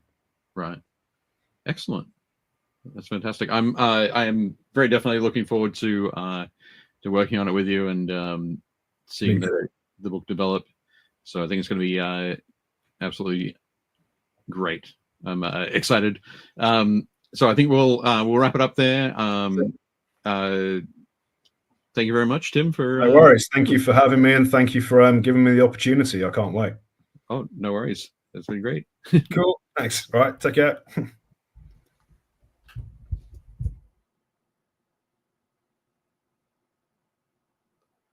He's so polite. He is. He's very English. For sure. No, so polite. He is. He's very English. Wow, there's some serious reverb going on there, Dave. So polite. That's me. That's my fault. Sorry. There we go. How's that? Does that sound better? Seems better. Yeah. Cool. Yeah. And one of the things that they didn't sort of fully elaborate on is that during that like 20 odd years where he wasn't focused on painting miniatures, or didn't sort of have that as his hobby, he spent a lot of time managing pubs in the UK. A lot of pubs in the UK are owned by large corporations, so they own like 1,200 pubs. So he managed a pub in London, and also part of that, like working or managing that pub, was he got to live in the flat next door. So he got to live in London, not pay rent in London, which would be very cool. Yeah, a lot of disposable income for Games Workshop stuff. I get it now. It all makes sense. And rent a pub. It's all checking out. So definitely, we double check my math here. Yep, that makes sense. It checks out. Yep, exactly. So I got some photos as well. From... Dude, if I didn't have to pay rent, I'd buy so much more Warhammer stuff. Like, that's great. Here we go. So this is one of my favorite pieces by Tim. This awesome Troll Slayer. The only way this would be cooler if it was just Gotrek. Right. Because Gotrek is just the coolest. Yeah. But this guy's pretty close. He's pretty cool. Like, he's pretty. I mean, I'm a sucker for a Centurion crest, so that's great. Yeah. The tattoos are awesome. I love the like the torch inside the head of the axe. Yeah. Yeah. That's great, isn't it? That's super cool. And the but as Tim was saying, the lighting being super important. It's all the volumes he gets in the skin. Like this is going to sound weird, but I think painting volumes from metal is a lot simpler because everyone understands, even without really getting into it in their brain, everyone understands that, metal reflects light. You know what I mean? Like if you see a helmet or a car hood, the sun's going to hit it and there's going to be a spot where there's like the light. But it's a lot harder when you think of like non-metallic, non-reflective surfaces like skin and hair and things like that. And Tim clearly gets that, like the all the tonality for the shadows and like the light play on the the raised edges of like the skin and the edge of his beard and his mustache, and it's a phenomenal work. Absolutely. So I'm really excited to have him talk about that. It's great. Ooh. The tattoos are great too, like on his chest, on the upper chest, and then on his back. Yeah, absolutely spectacular. And the other thing I'm excited to sort of have him talk about is his textures. Yeah. So that those sort of wrinkled, hard, dried skin for these beasts is like that weird like incredible dragon guy on the left is super cool. It's very like Disney's Robin Hood kind of character. Yeah.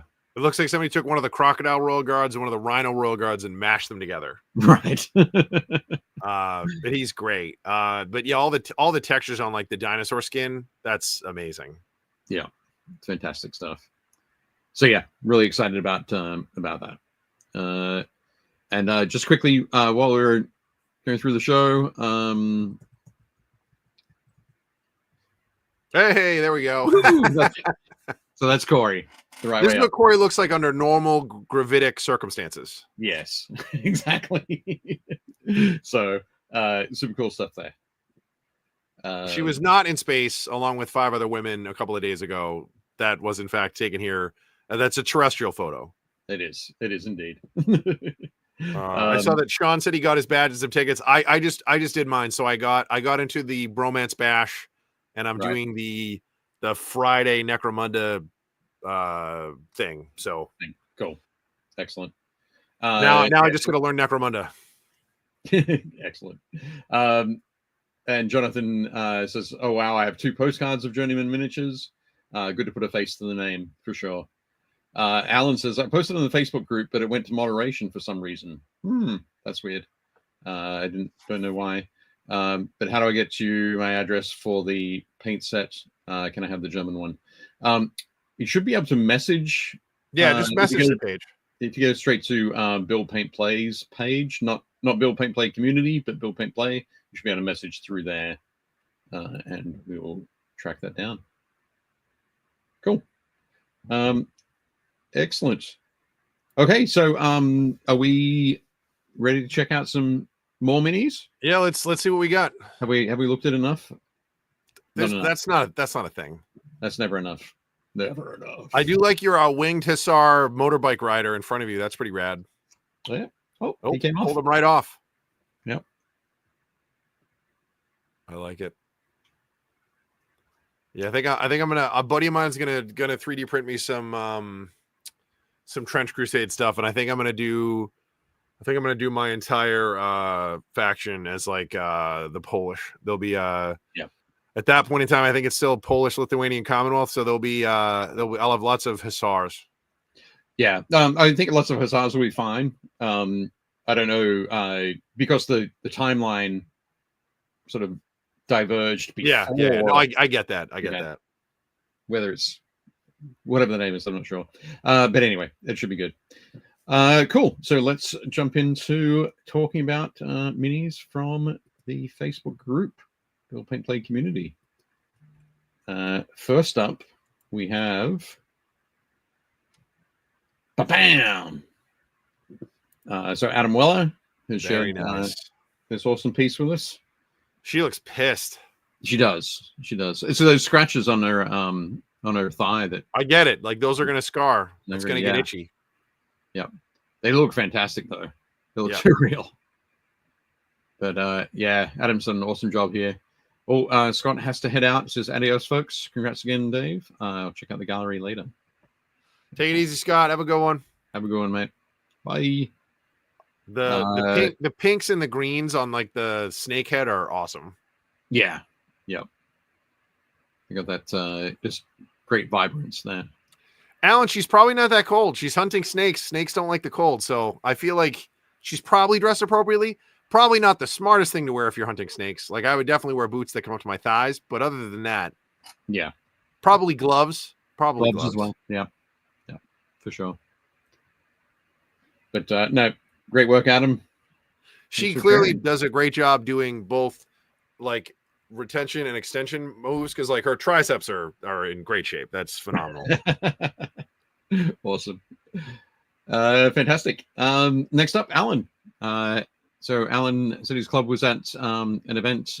I can't remember if this was last weekend or the weekend before.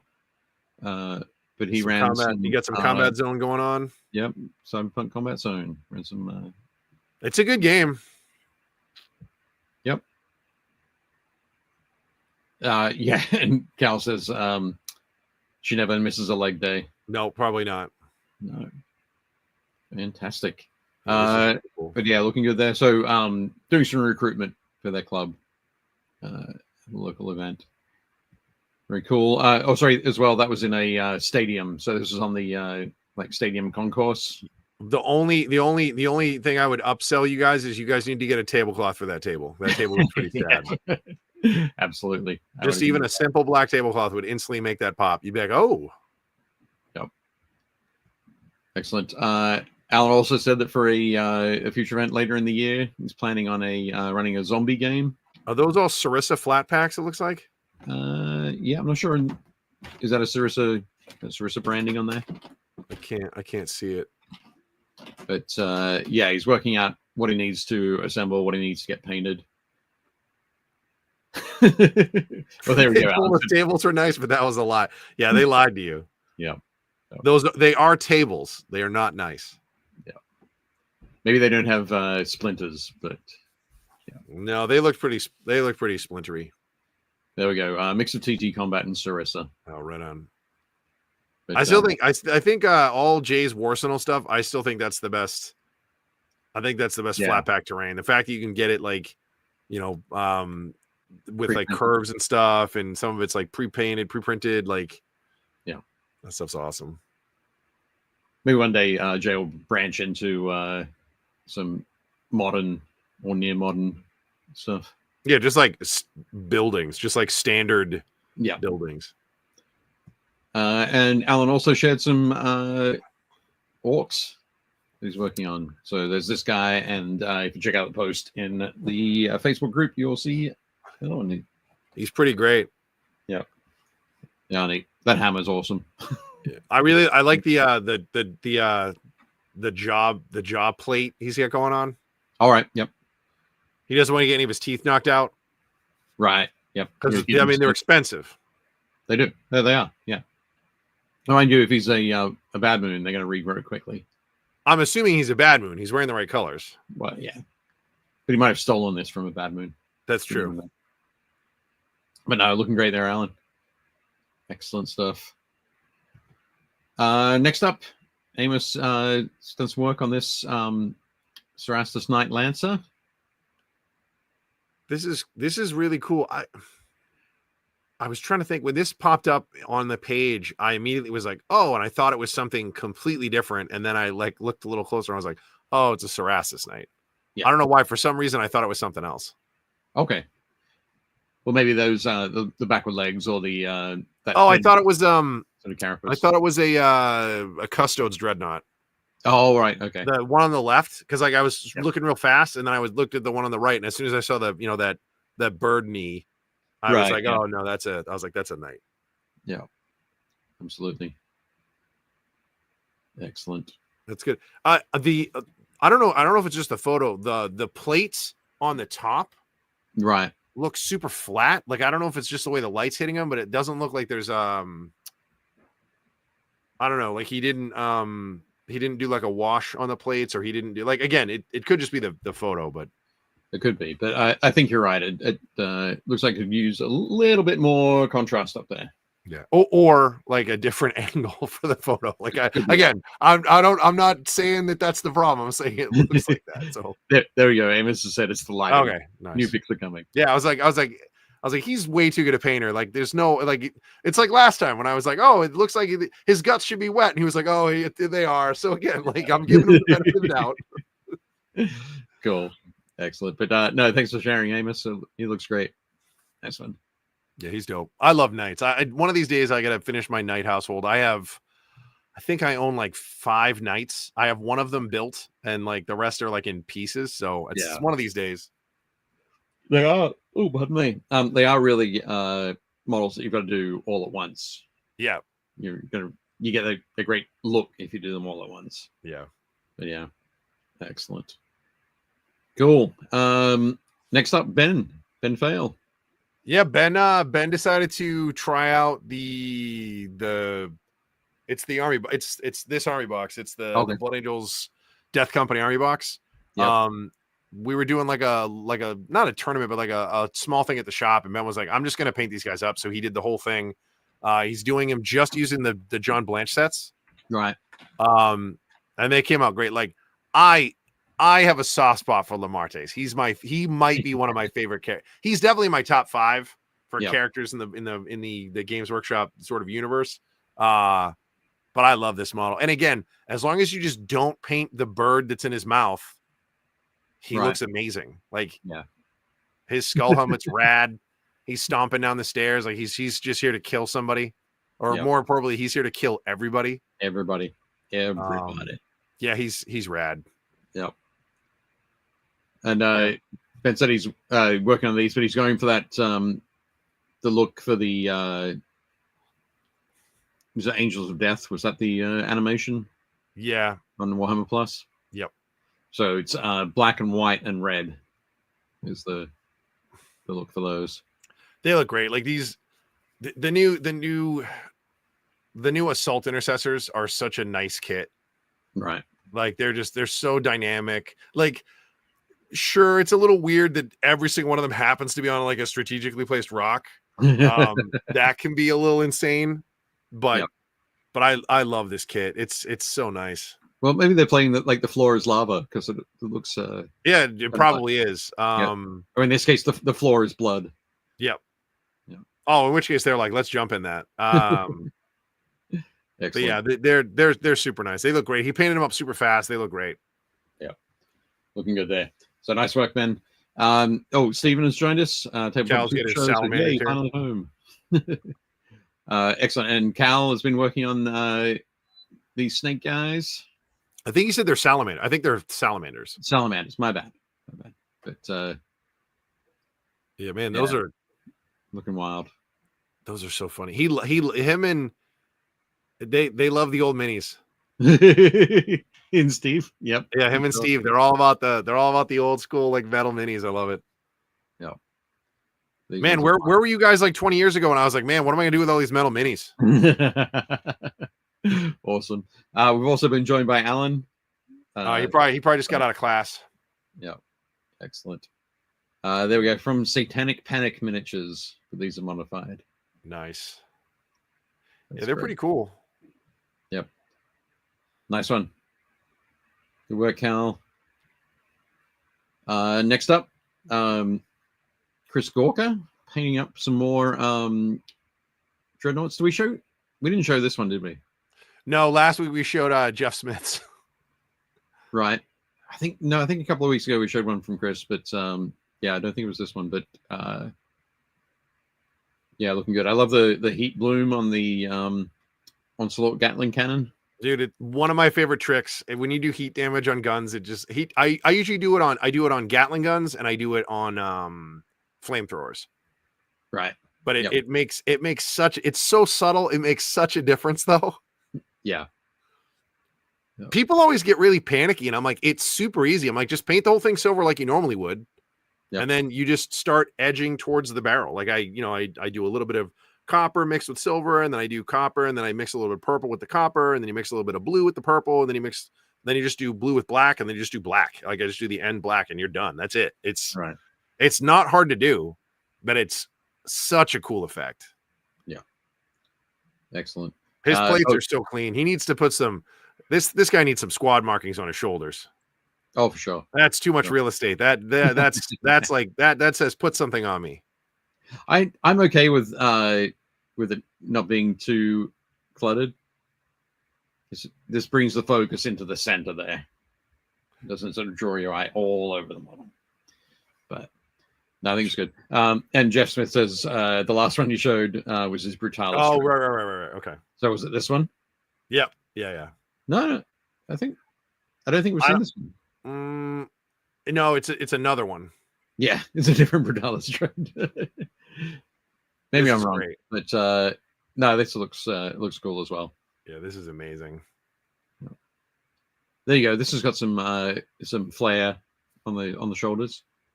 Yeah. See? There we go. Yeah, as Jeff said, he's done 3. Yeah.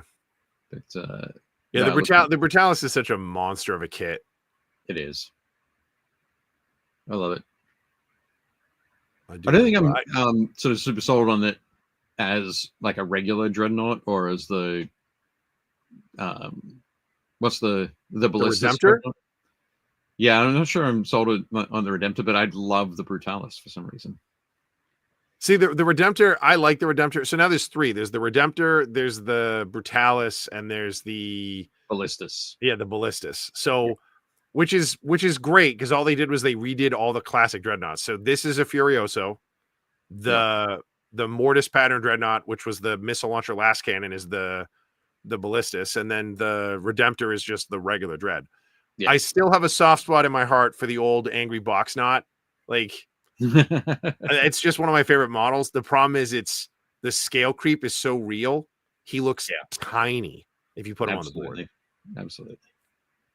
But yeah, beautiful work there, Chris. Yeah, these are awesome. Yeah. Sulin. He finished the Bretonians. These look rad. Yeah, so we saw all the shields last week. So now he has all the knights completed. And yeah, they do look that quartered striping scheme on the black one, the black and yellow and blue knight, that is chef's kiss. That's phenomenal. Yeah. It's awesome. Yeah, these are great. The Dragon Knight's great. He tied in like the helmet crest and everything. Yeah. It's still a solid kit. The Bretonian kit holds up. That kit at this point's got to be what, 20 years old? That's 22 years old. Yeah, 2003 that kit was released. Still a good kit. I don't who sculpted that one? I forget who did that one. Ooh, that's a good question. That's back when GW still told you who sculpted everything. Yeah. It's going to be on one of the old boxes. Yeah, or might be in one of the old catalogs to check out. That kit is just great though. But yeah, beautiful stuff. And these ones as well. Yeah, that's just awesome. That red, white, and gold one, that one's just money. Yeah. That paint scheme always looks good. Lovely. Excellent work, Celine. Nice one. Jeff's painted up some more. Ooh, the brown wing. What's that? The brown wing. Brown wing. Is this the dark meat? Yeah, they're Deathwing. They're Dark Angels. But yeah, this is a little bit darker than some of the ones that Jeff's painted before, I think. Yeah, these are. Well, I think this is a commission. Yeah. So I think this is this guy's specific paint scheme. I think what I'm going to try to do, depending on what I need to build for Nova, I'm going to try to do a squad of Deathwing. But I'm doing the original Deathwing out of the short story that was in White Dwarf, so they're going to be like really, really pale, and I'm going to do a lot of like hand markings and stuff. And cool. It's just because like I never paint Terminators, and like the new kit is awesome. They're so big and there's so much real estate to play with on them, and they just look great. Excellent. Yeah, that Power Fist on the left is money. I think they're both great. They're both great, but the checks with the Deathwing emblem, that's awesome. Yeah. Yeah. Awesome work there, Jeff. They look fantastic. Those are great. So this is one from Jez. Is him at work? So yeah, no, this is so currently he is in so Jez Hunt is I think on Instagram he's like Jez Ancestor. But Jez joins us occasionally from the UK. He works in film and television. He's a leather worker, prop maker, costume maker, that kind of thing. And Jez is currently in Budapest working on a movie. And he's going to be there for like 6 months. So it puts him even further away from us. So he won't be able to join us live. Jez, if you ever want to have two random, if you never need two stand-ins to be zombies, you let us know, and Dave, we can get as long as the studio pays for it. Dave and I'll be in it. So yep. But he, so this isn't just a photo of him working on stuff for the movie 28 years later. This is him in the movie as an extra. painting models while he's listening to Build Paint Play. No, I think in this one he's working on he's making arrows. Nice. So that's that awesome. he's in the like the enclave that's on the island that's cut off from the mainland by a causeway.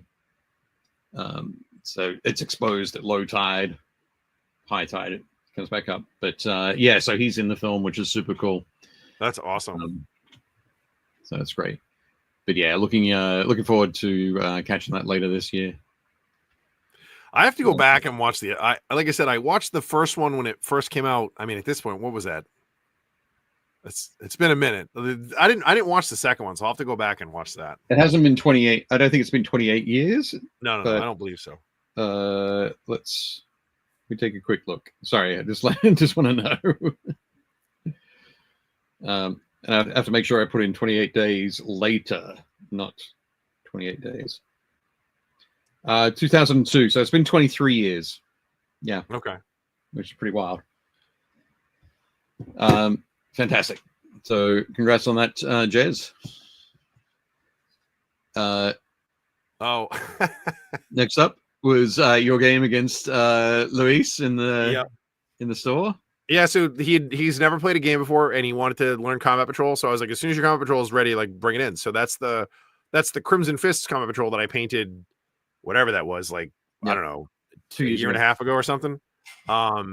So I'm doing just the regular Space Marines patrol. I think it's Combat Patrol Octavius, which is the Terminator Captain, Terminator Librarian, 5 Terminators, and 5 Infernus Marines, and then he's doing the Phobos Vanguard strike team, the Vanguard strike team. So it's all Phobos armor dudes. So it's 3. I think at this point I had either we had just started or we hadn't put it down yet. There should be 3 suppressors there, and then it's the lieutenant, the Phobos lieutenant on the right with 5 incursors, and then or infiltrators, sorry, and then the Phobos librarian on the left with the other 5.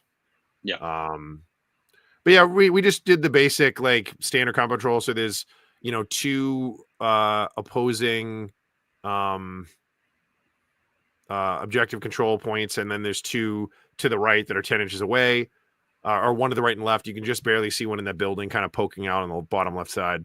And I couldn't find our objective markers, so I just grabbed 4 Build Paint Play stickers because I'm like, they're round, they'll be perfect. So as long as you're within, I think it's 2 inches. As long as you're within 2 inches of an objective, you secure it. So, right. It was fun. We played to a draw. I didn't use any of the additional rules.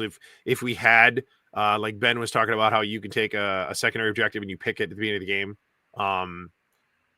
But yeah, I was just trying to show them the basics, like movement phase, shooting phase, assault phase, your combat, your command phase, how victory points work, that's all we did. I didn't do anything else. I didn't do like command dice or anything like that. So we didn't do rerolls. It was just like, this is the most basic that we're going to be able to play. So, right.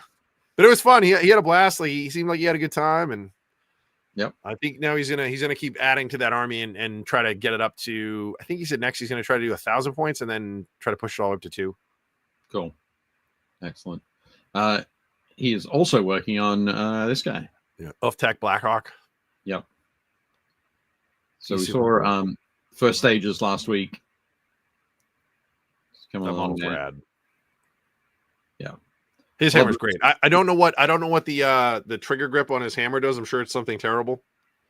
Oh yeah, definitely. It probably makes it that the hammer part like extra hammery. Nice. Yeah, that's good. Something like that. But I don't know whether the Squigs targeter signal is being sent either. But that's so good. Has that little targeting reticule and a little antenna coming off it. But yeah, so looking good, Luis. This poor Squig, like not only is he carrying his gun, he's got his foot on it too. Mick Palazzi, getting ready to do some Emperor's Children. Yes, this is a pretty cool conversion. So it looks like it's the body, the left arm of the Noise Marine, the new Noise Marine, and then a 3D sculpted right arm, and then that's the old backpack. Yeah. Yep. Like with the heads and the stars, like that's the old Noise Marine backpack. Yep. And one of the old Noise Marine heads as well. Yep. Yeah, with the speaker level. mouth. Yep. I still think we've talked about this before, like the Noise Marine with the Mohawk is still top 5 for me. It's still one of the best models they've ever made. That model's amazing. Yep. Either one. I think that was it. Jess Goodwin did the original, and I think the new one is it Joe Ortega? I think. No. I don't remember who did the new one. They that was one of the last models that they announced, like who sculpted it. But okay. But that model is phenomenal. Yeah. I'm not sure. Again, because he was like, I'm going to follow Jess's like blueprint here. Yeah. I do love the horns. Yeah, I do. You gotta love that. Yeah. Throwing up. He's like this is obviously he's gonna play something off like Dio's album. Like he's gonna like rock out with like Holy Diver or something, or Rainbow in the Dark. Like I'm sure this is coming. That's what's excellent stuff, Mick. Yeah, Looking forward to seeing it painted. Miles Bergstrom painting up some more War Master. Yeah, dude, these look great. Like if you kind of like squint your eyes a little bit, you're like, oh, these are normal size, and then you're like, no, they're not. Like they're War Master. Yes. They look fantastic. Yeah, these look great. Yeah, great stuff. So these are like 10 mil scale. Yep. But I'm pretty sure I had a unit of corn warriors on foot like that. Yeah. At 28 mil, not 10. But I think Miles also like photographing on that like mustard yellow background. Yep. It's just adds something extra to it. Yep. It's pretty great. Yeah. Looking great. Nice work, Miles. I think we've all painted that Chaos Champion on mounted at some point. I think everybody has painted that model. Oh yeah. Yep. I painted 2 of them, I think. Yeah. Nice. That's excellent great stuff. Patrick Heath has been painting up some terrain. Very nice. Yeah. I would play on that table. Yep, absolutely. And you'd be super happy to come across these guys. Probably less happy, but yeah. Okay. Maybe less happy. That hot tub is clearly too hot. That's some definitely some man soup there. Someone has not been following the instructions. Yeah. But looks awesome, Patrick. Those are great. I think nice. And that in the resin that you poured in there, those little tiny bubbles just work out well for that jacuzzi. Gross. Yeah. Josh says that mounted Chaos Sky reminds me of Frazetta's Death Dealer. Yep. Oh, yeah, for sure. Definitely the inspiration for it. Yep. Excellent. Patrick says, yeah, I've been building and painting a lot. Maybe now I'll finally get to play. Yeah, you got to do the whole thing. You can't just focus on 60%. It's got to be. Yeah. And as Dave Hummel says, clean the filter. Yeah, clean that filter, man. But no, fantastic work there, Patrick. Looks awesome. Yeah, those are awesome. I remember getting the pool ready. We're gonna have to dump so much shock in there. Right. And Stephen shared his homebrew wet palette that he's working on with a couple of stickers from Slow Death. Well, we've got Slow Death Games Fest at the top there. And I think the miniature painter piece there is also from Slow Death Games. And of course, the mantra, just paint it. I don't think I included the minis that Stephen mentioned before. You can get into the Facebook group, the Build Paint Play community Facebook group, to check those out. There's some of the plastic Black Hawks with the axes and swords raised. Oh yeah. From back in the day. Yeah. Excellent. And so I think that this is the last one that we've got. So next week, you want to know who we're talking to next week? Sure. It's going to be a live interview. It won't be videos. We'll take a little break for those. But a live video, we will be talking with Mike Franchina from Trench Crusade. Oh, thank God. We're not talking with the Artillery Witch. We were not talking with the Artillery Witch, but we're talking with the man who drew the Artillery Witch. That's totally fine. I'm okay with that. So I'm excited. Maybe I'll have to paint up this artillery witch bust before the show next week. Very nice. And include that. So fantastic. So yeah, I'm super excited about that. Mike got back to me yesterday, and we're going to have him on. We'll chat about his art. We'll chat about the world building. We'll chat about the work he's done for games like Diablo. And we'll talk about sort of the future of Trench Crusade, where things are heading. So excellent. I see you're chatting with Dave Hummel in the chat there. I build a lot. I paint occasionally. I play rarely. Okay, occasionally, sporadically, and more. For Jake. Yeah, I build occasionally. I paint sporadically. I probably build more than I paint. But lately I've tried to be painting whatever I'm building. I try not to just build stuff just to build it. Like I gotta have a project. Like I had a really good conversation with Phil, which hopefully we'll have him on again relatively soon. But I had a conversation with Phil and we were talking about how in the factory group, one of the guys wants to do a 40K challenge. So we're like, what is that? So we're waiting to hear what he wants to do. And both Phil and I agreed, like Phil is to quote Phil, with his ADHD brain, he does better with assignments.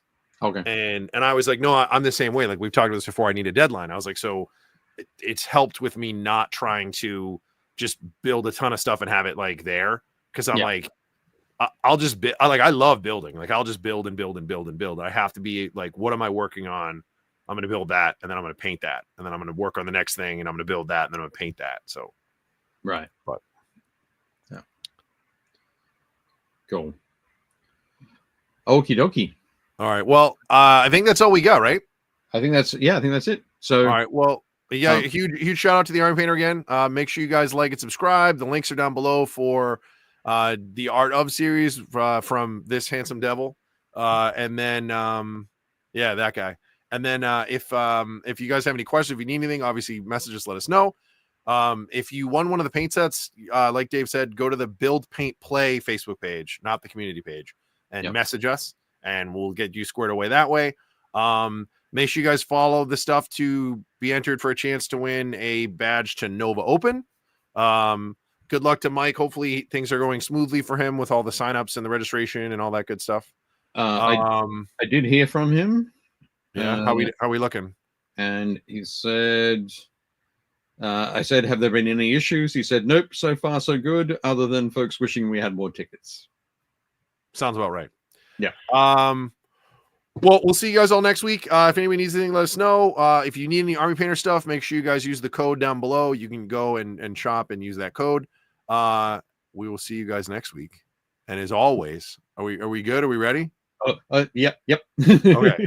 We'll see you guys next week. Everybody be safe. And as always, do not forget to build, paint, play. Shut up and sit down.